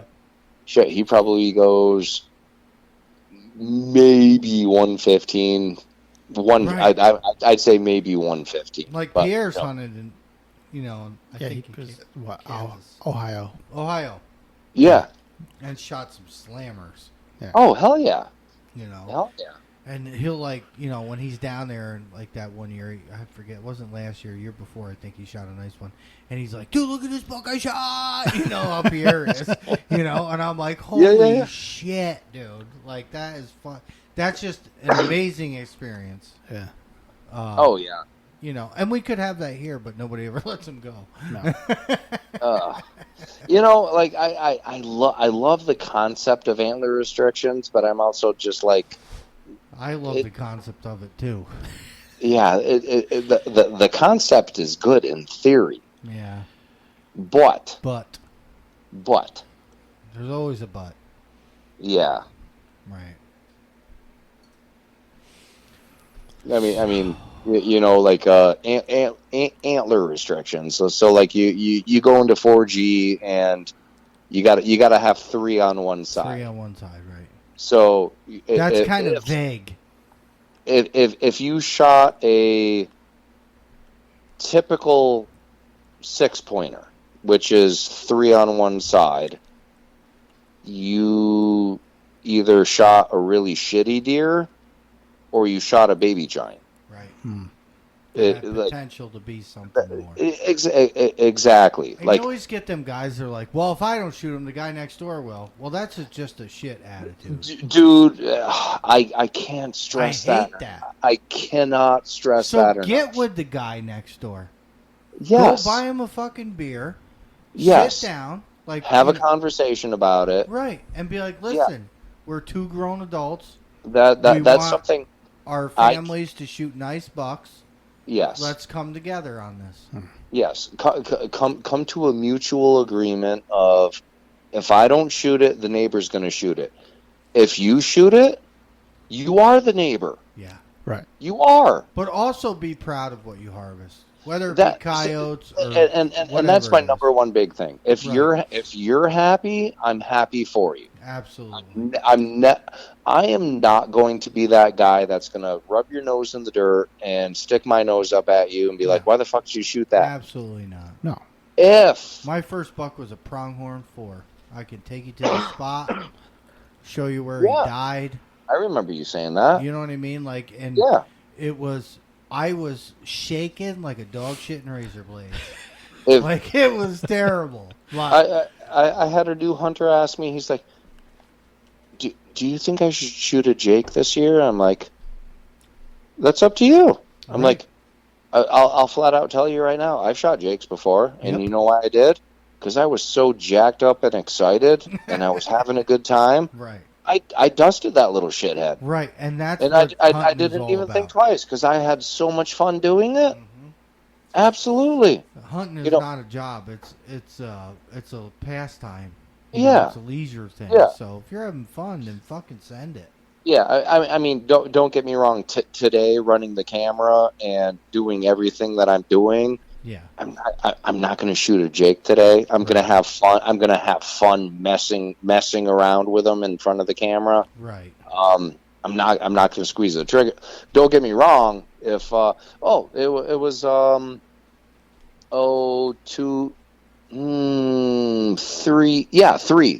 three youth seasons ago. We set up and I called in this 3-pack of Jakes, and they just come in and on a string, just gobbling their asses off. Like, it was fun. And I look at the kid and I go, hey, they're legal birds. You want to wait for the mature one? I go, I know he's in here. We just got to wait. And he's like, I'll wait. I'm like, all right. I'm like, so we just played with the Jakes. I'd call every now and then. They'd gobble. They'd just put on a fun show in front of us. Called them, like, they came back like 2 times. The 3rd time they came back, I look at the kid and I'm like, hey, I go, I'm done. I go, do you want to call? Right, and he's like, yeah. It changed the whole dynamic of the morning. Well, he made the decision. Sure. He doesn't want to shoot a Jake. It is his last youth hunt for turkey. He wants to shoot another mature bird. He's done well in the past years. We brought him out before, but he wanted to shoot a mature bird. Called him in a mature bird the year before. He dusted that. Cool hunt. This year he wants to up his game. So the 3rd time these birds are within range, I'm like, or not within range, but they're there. I'm like, hey, do you want to call? He's like, what do you mean? I'm like, you call. If they come in, you call them in. It's your decision if you shoot them. Do you want to call in the bird and shoot him? He's like, can I? I'm like, I just giggled. I was like, I don't know. Can you? He's like, well, so I stopped. I let him do absolutely everything from that because they're Jakes. We already made the decision. He doesn't want to shoot one. Yeah. But if he can call in his own bird and shoot his own bird, and that's exactly what he did. Nice. The bird's like 20 yards from the blind, and the dad's in the blind with us. And he's like, stop calling and shoot the bird. He's like, I can't. This is too much fun. Because they wouldn't shut up. They just kept gobbling their asses off. So finally he shoots the bird. Like, it was awesome. It was totally awesome. You know, situations like that, it's like, if you're having fun, it's exciting, go for it. Mm-hmm. Nobody's going to stick your nose up at that. How could you? Right. No. I mean, even as an adult, You've put your time in. and that's where everything turns into this big dick contest Yeah, between, I hate that. like antler restrictions. Going back to that, and you look at, 3 on one side. What is 3 on one side? Yeah, what are we talking? Quarter inch, half inch? What are we talking? Right. Legals, 1 inch, right? Is it? Well. Here. I don't know if we did this on a podcast or not in the past. This totally correlates with antler restrictions. Carl, I'm going to ask you 2 questions. Oh, How big was the last buck you shot? Answer that. How big was the last buck you shot? Oh, God, you've done this to me before. He was an 8. Okay. How far is it from your house to the closest Stewart's? Ooh. No. It's that way. It'd be 5 miles? Like 4. 4, 5, yeah. Okay. My house is 6.8 miles. Yeah. So like 4. Okay. So the first I question. said 5, Josh. I mean, give me some I'm fucking just credit. it's close. So the first question was how many points? What'd you answer? 8. Okay, 8. I don't want to sound like a dick. No, I that's don't know fine. what Go ahead, give it to me. I don't know what that is. Yeah. What was it? Did I score him? Negative. What was it? A 90-inch 2-year-old basket rack? No. Or was it a 5.5-year-old 145-inch mainframe big 8-pointer? No. There's still 8-pointers. No. But So- you know so- what? Now that you asked me this again, I am going to have my taxidermist score that fucking thing. So I can have the proper answer to your question. So that correlates with antler restrictions. Sure. I'm with you. What was it? A baby giant? Did you shoot a baby giant, or did you actually shoot a mature deer? So when you look at the Midwest, like Illinois, the number one pet peeve that I have in New York is when you fill out your tag, you have points on the left, you have points on the right. That doesn't mean shit. Nope. That means shit from fuck when it Right. comes to age. So I will tell you this. Base measurements. Right. Base. When you tag a deer in Illinois or most Midwest states, you're going to get multiple measurements, including base measurement. That is going to give you a better idea of the age class of the deer that you shot. There is no way to determine age class from points. Nope. So I bring that first question up as how big was the last deer you shot, and you just gave me scorable points. Because nature versus nurture, that's the way New Yorkers in the Northeast, that's the way we were brought up. How big was your deer? I shot an 8-pointer. I shot a 10-pointer. Well, I don't want to sound like some a dick. pretty small 8s and some pretty small 10s. Exactly. You shot a baby giant or you shot a mature deer. I don't know what an 8-pointer is. I will tell you that I shot a deer. Now, mind you, I don't live with him, or didn't. He don't live no more, but he was. I had him on camera for multiple years. I'm gonna say safely 2.5 to 3. Okay. Only because of my surveillance of where I hunt. Now, not everybody has that. Or you shoot a buck that you've never seen before on your property. Right. You shoot the transient buck. Yeah. You know, that like with our numbers from EHD now are, which nobody really thought about this. Me and you have talked about it.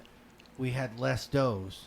The buck circles grew for them to travel to mate because we had less to mate. That is the number one reason why I said look at the quality, not the quantity, but the quality of whitetail bucks that are going to get shot this year when EHD happened, because they have to put boots on the ground and they got to travel. Right. Yeah. That is why it is a necessity when you got that old school mentality.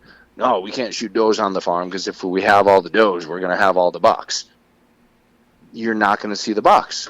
They don't have to travel. They're literally rolling over in the bedroom. And I can't tell you how many properties I've physically watched an overrun doe population with, there he is.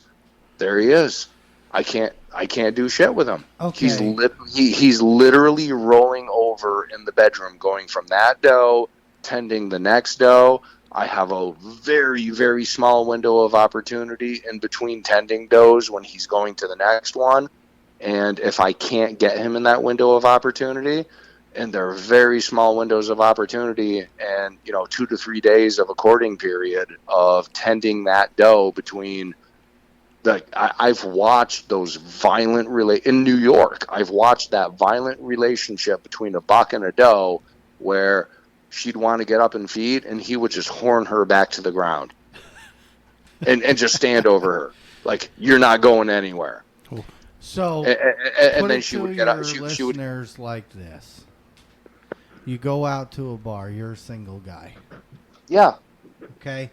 You go to a bar that your buck to doe population, your does are higher. So your quality of doe. God, this is so dirty. Your quality of doe might be less. Sorry, ladies. Don't fucking. Your quality of hoe? Yeah. Right. Well, so would be greater at the end in that aspect. But you go to a bar where there's more bucks and less does, your quality of doe will be better. So your quality of buck will be better, I guess. Yeah. Yes. If you're in because they're going to have to move more. Right. So if you got a couple of chicks in a bar and a lot of guys, there's going to be more guy movement to interact with females. That's what I'm getting at. As opposed to a lot of females and a lot of guys, or a lack of guys and a lot of females. Right. There's barely going to be any male movement. Yeah. Unless the drink specials are better, then fuck. Yeah. Who cares about the rest of that shit? And that was one thing that really, really helped on that property that we hunted for 3 years before I shot this buck. And I filmed him at 2.5, had interactions with him at 3.5, and I'm not going to let a 4.5-year-old buck walk in front of me without. If he's going to give me a shot opportunity at 4.5 years old, around here, I'm gonna send it. Right. Yeah. 100% in New York. 100% in New York. If I have a 4.5-year-old age class in front of me, like, he's getting one through the cage. 100%. And what we did the 2 years prior was completely knock down the doe population. Right. Like, if we had an opportunity, we were going to shoot a good antlered deer in there, but it was just such a doe infestation. So many antlerless deer that we literally just filled all the tags. I brought buddies in there. We did archery drives in there, successfully did archery drives. That was fun. Right. But which that is was the the best goal. part. Let's rewind and bring it back. Which is the best part about being predator hunter. Nobody gives a shit on how old they are. That's We going to be don't care. that's going to be a good coyote in 2 years. Yeah, No. Yeah. You squeeze the trigger. Yeah. Like, maybe if we let him go, he'll be a bruise. Nah, fuck that. You know what I mean? You make a sound, they respond, they come in. They do all the things. They circle. They check up. That you have to. I like the ones we physically have to work. I can think of one that you shot. Oh yeah. Open the night last year. Was it open at night? No, the big one? My big one? Yeah. No, that was later in the season. No, Well, that's the one that kept booger barking at us. Right. But And- like we had to physically put work in to persuade that animal to get in. Those are the ones I like. Yeah. Those are fun. Those are frustrating at the moment, Yeah, but Yes. fun when it happens. but at the end, you're like, it's the release. You know, it's like totally. we did that. yeah. You Yeah, know, we chased him for a while. Absolutely. and I'm preaching to the choir because anybody who listens to us, they are predator hunters. I hope, or maybe not. So it's you already understand. Otherwise, you wouldn't be doing it. Yeah. Yeah. So We've talked about deer season already on the farm, and I'll be honest, we shot. Listen, it was an 8-pointer, Brian. Did I score him? No. Am I going to? Yes. When I get him back, just because of our conversation. But anyway, this deer season, I'm out, man. Like we have a small piece of property that we manage, and me and the wife did really good last year, and I don't even care if I go, man. I'm gonna put the work in. I'm gonna get the bungalows ready to go for everybody, and do the normals that I do every year to make sure that I can do whatever I can. Because like my father still hunts, and I get more enjoyment out of them or him or my nephews shooting something nice than I do if I do. I mean, because I've shot a lot of deer in my life. You know what I mean? Yeah. So, yeah. I've already told them. I was like, listen, it's all on you guys this year. Me and her, I'm going to go out. I'm going to go to the less active spots, gauged by where my cameras are. And I'm going with my coyote rifle, man. I am going with a hand call and my coyote rifle, and I'm going to sit there in the morning and try to shoot me an early morning coyote, and that's what I'm doing. Because I'm not greedy. Like I want everybody to shoot coyotes. I want everybody to shoot nice deer. I think there's enough information out there in the internet and these, not even our podcast. Like there's tons of podcasts where you can, take what you have to work with, small plot, big plot, whatever it is, making bedding areas, doing all the things to where you can harvest a deer and keep deer in it to harvest something, substantial. It can happen. It's self-control. It's planning. It's I've been eating Pop-Tarts when I've seen bucks. The guys that get hard-ons with scent control, I hear you. You make sense to me. Only because I am a predator hunter and we deal with scent so much. Yeah. And I've seen the reaction, even with deer. We get to a spot where the deer are moving around.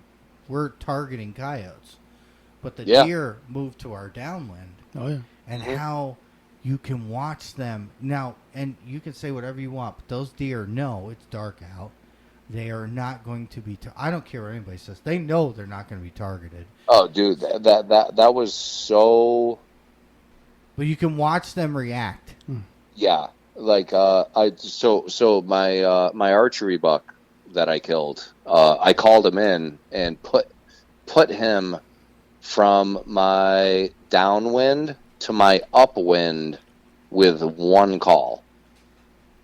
And just being able to be like a puppeteer up in the tree to manipulate that wild animal. I don't want you here. I want you here. Yeah. Such a confidence boost to do that with a mature deer, a mature buck in New York at 4.5 years old. To do that with him, to do that with other bucks, to do it with juvenile deer, just to fuck around with. Mm-hmm. Deer that I have zero intentions of shooting, manipulate them. Use the call. Use the call. Use the call, but know the wind and use the wind and directionally call. Don't call at the deer. Call in the direction and project your sound in the direction that you want them to move towards, in conjunction with the way the wind is blowing. And just like a coyote, if they don't see it, they heard it. But if they don't see it, what are they going to want to do? Smell it. They're going to want to smell it. Yep. Same thing. Same exact thing. And that's how I put that deer 12 yards from me. Yep. Same exact thing. He was probably 15 yards from my scent cone on my downwind, and it just took one call. Yeah. Huge. And he just did a 180 and shot him at 12 yards. 12 yards. And like, you guys don't, like, people that listen to us don't understand what kind of buck we're talking about here. Brian hunted the shit out of this deer. Oh, yeah. Like, he gave up eating and functioning as a human being and gave up coyote hunting. Mm-hmm. Oh, yeah. And he's like, and I would talk to you, and you're like, I gotta. I'm not doing nothing. I am going to get this deer. That young kid Colby, we hung the stand. He didn't have anything going on that day. I gave him a call. I was like, hey, you want to hang a new stand with me? He's like, yeah, sure. So get the stand, take an old stand down, relocate it, go onto that property, talk to the landowners. I don't know exactly where the property line is, because it's like literally like an old surveying pin. So I'm good on the one property, and I talked to the other property owner. He's like, Brian, you do whatever you want. I'm like, are you sure? He's like, no, like 100% green light, hang the stand wherever I want to.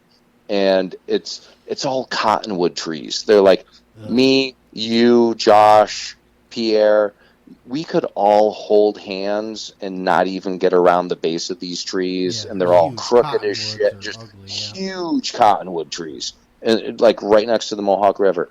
And there's this one sugar maple tree. All of these limbs, branches, split crotch. I'm like, that's the tree. That is the tree. And I also killed this deer off of 2 years of patterning of what if excuse me, if you get a deer on camera and you see a pattern on November 5th, what's he going to do in 2025 on November 5th? It is such a cyclical pattern of what those deer do year to year, annually. So we hung that stand, and I sat in the stand, trimmed a couple shooting lanes on the private, took a couple small limbs down. I got a couple good pockets. Love it. And I told the kid, I go, I'm not cocky, but I'm confident. If I have an opportunity to kill this buck, it's going to be between November 15th and November 24th. It's going to be with a northeast wind in the morning, and he's going to die right there. And that's exactly what happened on November 17th. Nice. Verbatim to a T. Everything I anticipated is exactly what happened. And the hardest part, which I freaking hate, it happened so quick. I got to the stand. So walking in, handheld thermal. Mm-hmm. I walk in, and there's 3 deer feeding in front of me. There's no way to get to that stand other than where those deer are. Oh. So I take a knee, and 35 minutes later, they feed off. It's daytime. I can see to the human eye. I'm like, and I'm pissed. I'm like, I want to be in the stand. I should be in the stand by now. Should have got here earlier. I got there like an hour before, light, before you could see. I got there plenty early. So these deer are in the way. Walk in, take a knee. They feed off. I creep up with caution, go over the next roll, scan with the thermal. It's daytime, but with the thermal, like, where are they? You can see them with the thermal before you can see them with the eye. Yep. So, don't see them. I go over the roll, get to my stand, put my bow on my haul line, go up into the tree, lock into my harness, step onto the platform, bring my bow up, and I do the same thing every single time. Soon as the bow hits my hand, I take the haul line off, I nock an arrow, I hang the bow, and then I hang the camera. The camera's in my pack. I already got the camera. I got the mount already strapped to the tree. I left it in the tree. So all I have to do at this point is put on the camera arm, put on the camera, and turn the camera on. I literally need 60 seconds. I bring the haul line up, put the bow in my hand, I nock an arrow, and I can hear grunting, and I look to the north, and here he comes. Oh, I'm like, oh, fuck. Like, and the camera's in my bag. Yeah. I'm like, oh, God. Like, do I try to get the camera out of the bag? And he's like 20 yards looking, licking his lips. I'm like, he's looking for those doe. I'm like, son of a bitch. He goes at me and then bangs the left. So where he came from was the north. I have a northeast wind, so he goes to my left. So that puts him towards my downwind. He jumps into the timber. He starts going behind me, and I'm like, oh, God, I can't move. Like, I look at him, and he's just looking around. I'm like, oh, shit. So I was able to get my pack off of my back, and I just hung the pack with the camera in the bag, just hung it off of the limb on one of my hangers, and then I just grabbed the bow, and I took my doe bleat, and I just grunted one time straight upwind, and that buck lifted his head, jumped back into the field, backtracked himself, and then came into the timber right where I wanted and never acknowledged me. He's looking where he thought the sound came from. Mm-hmm. I didn't grunt at the deer. I grunted in the direction straight upwind where I wanted him to go. Yeah. And luckily he backtracked himself and put himself upwind from me, and that's where I shot him. Perfect. But, like, man, the hardest freaking part about that thing was the camera was in the back. Like, I had everything in that stand oriented to kill that buck on camera. Yeah. On that stand, and I called him in on a freaking string with one call and manipulated that deer to do exactly what I wanted to, and the only person that heard it and saw it was me. Yeah. So, you telling this story, I have to ask another question. Yeah. Do you think, you see how much time you put into patterning this deer? Do you think that it's possible to pattern coyotes in the same way? Absolutely. Okay. Absolutely. Like Dennis even said, you get his property as an example. If you get trail camera pictures of deer. If you get trail camera pictures of coyotes going east to west at whatever 11, 12, 1 o'clock in the morning, they're going to be going west to east at 5 in the morning. Right. Because they're going home. Right. So you think it's possible? Cause yeah. It's things, me being, I'm kind of new to the trail camera thing and staging it in certain spots. Yeah. And you see dogs, and I just wondered if do you think it's the same? Well, I guess yes, you do. Is it possible? Because deer go from bedding area to feed. Yep. To bedding area. Yep. Coyotes, same? It's something that somebody should, maybe pay attention to. We went to Preseason. late muzzleloader season last year. heavily infested area with doe. So muzzleloader, antlerless buck, antlered. We were basically going straight out doe patrol on this one, and Andy set up on the downwind, and I just went for a hellacious hike through these woods, and didn't see anything. Absolute, like, barren wasteland, like good hardwoods, timber, habitat, thickets, no deer sign, no deer tracks, and then I came across some coyote tracks, and I was like, oh, cool. And then one set turned into two, turned into three. You could see where they converged, and those coyote tracks just all bedded in the same spot underneath a hemlock tree. Hmm. So because I know Rusty's had, like, he had a ton of cameras all over, and we what was cool about his is he would, and another thing with coyotes,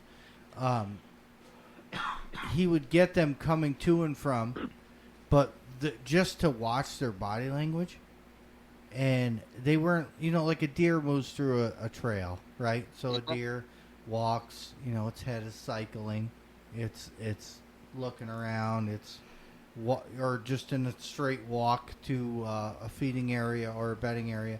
See, with coyotes, man, like, watch on your cameras, and they're always on alert. Always, their noses are up, they're down. It's that ADD I always said. Every single coyote on Earth has ADD. Right.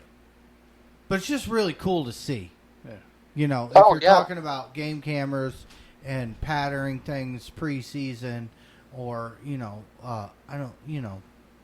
going to set a bait pile up, and then, go to, like, Dennis's, and he explains multiple different ways on his website. Yeah, it's thepredatorhunter.com. Yeah, I say that all the time.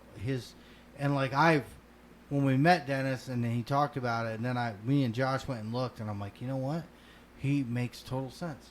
So if you have coyotes traveling a corridor and you want to, maybe you have a small place to hunt. Look at it like that. Maybe you don't. We're super blessed. You're super blessed to have places to hunt. Yeah, huge. Maybe you have a small area you can hunt that you don't hit it every week like we do. Mm-hmm. Or, you can pattern them to know when you need to be there and set up properly with the proper wind and the proper, positioning, I guess, where you can use your cameras to pattern them that way, and maybe set up a bait pile. Yeah. There's lots of guys out there that hunt strictly bait piles. Yeah. Oh, for sure. That's a ton of fucking patience. Mm-hmm. That is a ton. I mean, we hit a spot. We're there, maybe, 35, 40 minutes. If we don't hear anything, we're bouncing. Yep. Bait pile guys, they don't have all that. They just sit and wait. It's like a whitetail stand. Right. It's like, so, like, your patience level, kudos to them guys. Like, we have bait piles, but they're like fill-ins, man. Like, we want to go out and physically make them move to where we want them. Bait pile. I want to find one that wants to play the game. Right. Play the game. Right. So, it's all really good points. That's all. Yeah. No, Yeah. So back to that original that I asked you. Points, and then I brought up the stewards. How far is it from you to the steward shop? Right. So those two, where I was talking about nature versus nurture, where you told me 8 point. Yep. Not to sound like a dick, I don't know what that is. And that's a good buck, Brian. No. Sorry. I saw it. I remember seeing it. That was a good buck. Thank you. 100%. 100%. But it's the answer, and that's what we were taught, and that's what our tags dictate. Points don't mean shit for age class of deer. Yeah. There's nothing on the tags about spread or base measurements or base. Time measurements, nothing. Yes. So the other question that I asked is straight up. So the first answer was straight up a Northeast answer of points. That's what you get. Of ask somebody in the Midwest, how big was the last deer you shot? You're going to get 4x4. specifics. You're going to get a main frame 8, scored 145 inches, probably about 4.5 years old, Right. 210 pounds. Like you're going to get more specifics other than just points. So the other question that I asked was, I wanted to see if you gave the Northeast answer. I asked, how far is it from your house to the closest Stewart shop? And you gave me a unit of distance, which is what I asked. How far is it?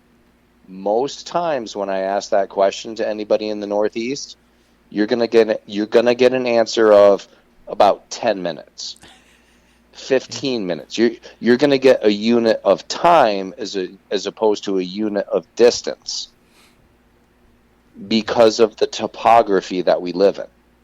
Right. When you go to the Midwest, everything's parallel, perpendicular, Oh, sure. Yeah. and everything looks like a sheet of graph paper. When you come to the Northeast, East Coast, or West Coast, it looks like my kid drew on an Etch-a-Sketch. And that's what the roads look like. Yes. So it's more common to get, hey, how far is it from my place to your place? You're going to get a unit of time as opposed to a unit of distance. Like how far? You're going to get an answer of time as opposed to distance because of the topography. And that's straight up demographics. Just two different things that I've recognized because of the areas we live in and the upbringing that we've had as hunters. Sure. Sure. That's all. It's a perspective that, maybe you didn't think about, but no.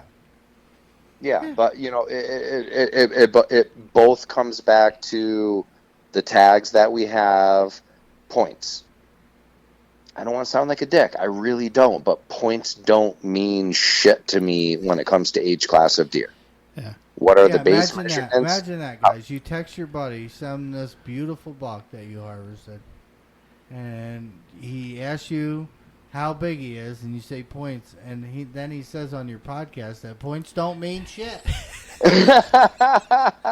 Thanks, friend. I'm just well, no, it like I said, it's lesson just learned. It's nature versus nurture. No, It's the I way get it. it's the way we were brought up, and you have no control over that. And we I do have the no same control thing over with that. coyotes. Think about it. Yeah. Like, Yeah. how'd you do last night? Well, we shot 3. We shot 2. Yeah. Mm-hmm. We don't talk about.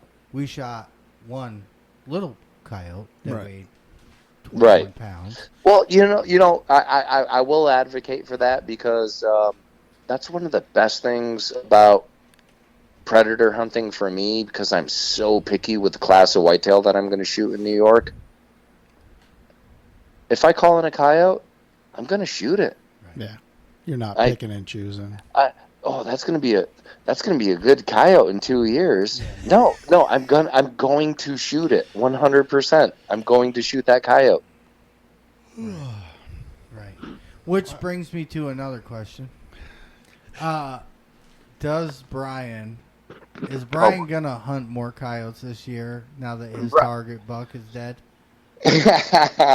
So, I'm sure you already have a plan. number 2 target buck Oh shit! Here we go. is an absolute mega puss for New York. And if he I had did, to ask. he was on an adjacent property that I found him from the highway on public land. Pulled over on the highway, put my hazards on, and myself and 2 buddies, I was able to get good glass on him, and solid, I'd say 140-inch mainframe 8. So you're not going to hunt that much for coyotes, are you? Then? Really, really good buck. Wow. There is a very good probability that he made it to You don't have confirmation, though. my permission, but I don't have confirmation yet. Okay, so the hope is still out there that Brian Yes. is going to get back to shooting coyotes. Yes. And not yes. obsessed over. So you guys introduced me to the comms when I came down and hunted with you guys, and Andy just celebrated his 40th birthday. Happy birthday, Andy! Happy birthday, Andy! Happy birthday! So my birthday gift to him was I bought a 2-pack of Walker comms for myself and Andy this year. Nice. Awesome. Yes. So I am very excited for he and I to. It was a biased gift. It was for me and him. That's fine. It's okay. It's all right. Just let it happen. So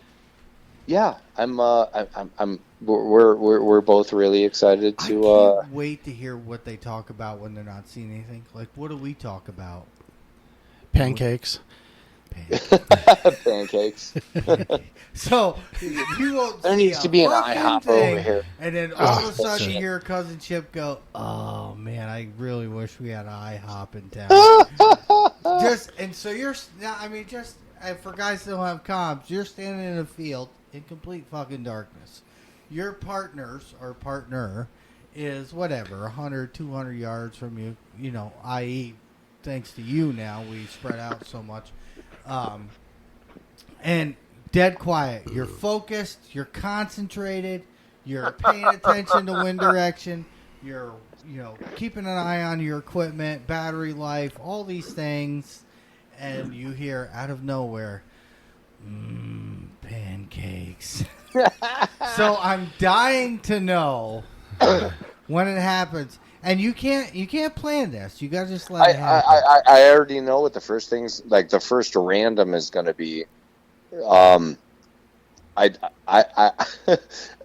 It would be myself or Andy from a couple hundred yards away. Your phone would buzz because we don't have comms, and that's how we'd communicate, either text or call. So the phone would buzz. You'd pull your phone out. You look at your phone. All it says is, "This is gay." Yeah. I can totally picture Andy saying that. I guarantee you that's the first thing. Oh, I can't wait. We're gonna, like, I'm gonna say it or Andy's gonna say it. It's just gonna be dead quiet. Like, are you set up? Yep, I'm good. And then the first howls, he responds, I howl, and then we just do our thing, and you're waiting, and then it's just gonna be dead quiet. And the first thing you're gonna hear is, "This is gay." So not in words, but in voice.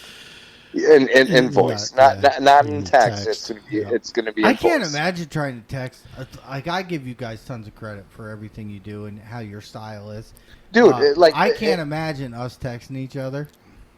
Oh. I can't. Like, my phone goes on silent, goes in my call bag, or it stays in the truck. Yeah, like, I don't. Well, I've got specific clothing that I'm wearing, and I've always got my cell phone in my chest zipper of my jacket that's closest to the skin of my chest, so I can feel it vibrate. And then it just turns into a bastard of fumbling behind my chest bag that I have with gear in it to unzip it, to pull it out, to see what Andy says. Yeah, it's going to say something like, "This is gay." This is gay. Well, I'm excited for you to use your comms, and I can't wait to hear about it. Oh, likewise. And I really hope that you get your buck early in season so we can get back to what God intended us to do, which is to hunt coyotes, and we are.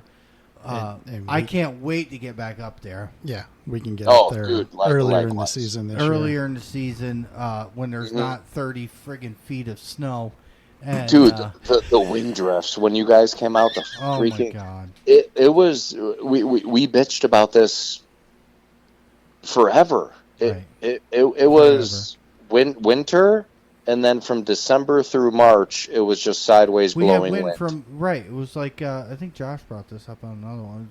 End of November, December wind started here, and we didn't. Yeah, it didn't stop. It never stopped, and It never stopped. And we were just unaccustomed to it because we would have nights that it was dead fucking quiet, man. You could hear a mouse fart because there was no wind. Yep. And we're like, it's, I don't know if it like didn't spoil us as predator hunters, but like it made us learn new tactics. Mm-hmm. Oh yeah. You know?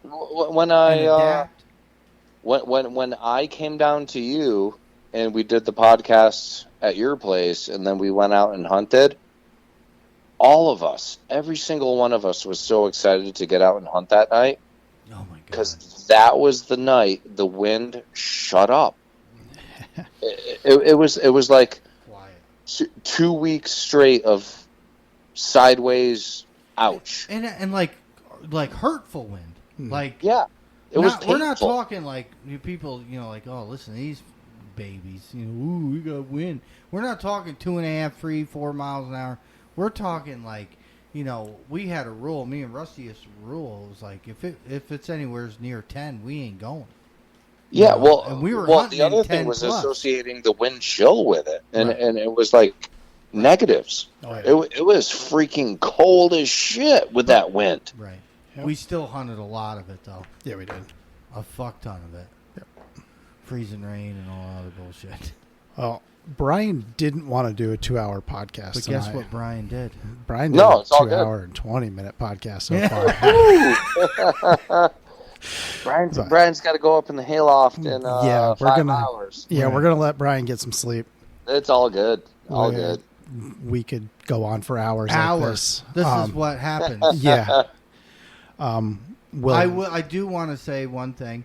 We had the PA guys on here last one, right? Yeah. Last episode. That was fun to listen to. I appreciate that. That was a good time.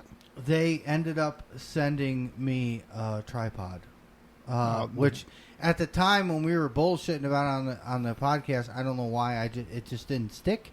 And then I came home and it was on my doorstep, being a Two Vets, no name, and it is a beautiful piece of equipment and something that I, wouldn't purchase because of economic reasons. But Jeremy did send it up. And I just want to extend a huge thank you to them for that was really that. kind of them. Right, that was super kind and super unnecessary. So, and me and Brian have talked about this. What I'm going to do is we're going to set it up, get a ball head on it, or get a clamp on it. And what I want to do is I want everybody to use it in the group. Okay. So if we go out and like you want to take it, like, because we all have our own, so it's not a big deal. But I think it's only fair. Everyone gets a chance. Yeah, everyone gets a chance to use something that maybe we wouldn't purchase because of the cost of the gear, which we run into all the time with our scopes, with our rifles, everything. So even the calls, that kind of thing. So I've been thinking about this, and I talked about it with Brian. I'm going to let everybody use it. Like if Pierre wants to take it out and try it, maybe he'll buy one, and then we can give an honest review on those tripods. Sure. Those guys tease me for being a bog guy. I love my bog. I have zero problems with it. Been using bogs since the beginning. This will be my first experience with the Two Vets. But I want everybody to experience that. Okay. So I think that's, I just want to say thank you to them on here because we do appreciate, everybody we've met through this, our endeavor doing this in my kitchen. It's been great. At all hours of the night. But, again, thank you guys for sending that to me. I appreciate it. We appreciate all of our guys. We've been doing a lot of call-ins this in the summer, off season. Bucky, Mike Loveland, the PA guys. Brian is always, he can call me. He calls me anyway, so it's not really a big deal. Yeah, we had Jeremy and Nick come down. Jeremy and Nick came down, stretched their rubber band out. We had a great time. We appreciate all of you guys. And if there's anyone out there, like this is our goal for the off season. We still have some time. Yeah. Before we get back into shit that happens to us while we're out there in October. We want you to call in. Reach out to us. Email us. Email or get us on the Facebook page. Facebook page. Send us a message. Send us a message. We want to give you everyone. That's a huge thing for us. Yeah. Is giving everybody an opportunity because we are not like that. We want to share all of this with everyone. Yep. Give everybody an opportunity to call in. And we'd love to learn what it's like in your area, hunting coyotes, predator hunting. Sure. Any kind of predators. Yeah. Fox, if you're a fox guy like JP is, he loves them. I had to do that, buddy. Sorry. Call in. Tell us about it. The PA boys want to get up here and shoot a bobcat because they don't get to do that much. Yep. They voiced that opinion. We're going to try and make that happen. But yeah, if you're out there and you're listening to us and you want, reach out. Yep.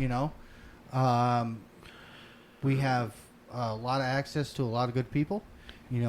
Brian, Dennis, for calls, information, as far as anything else that we can help you with. 223 is the best caliber ever made for shooting predators. I say that all the time, and I will keep saying it. Okay.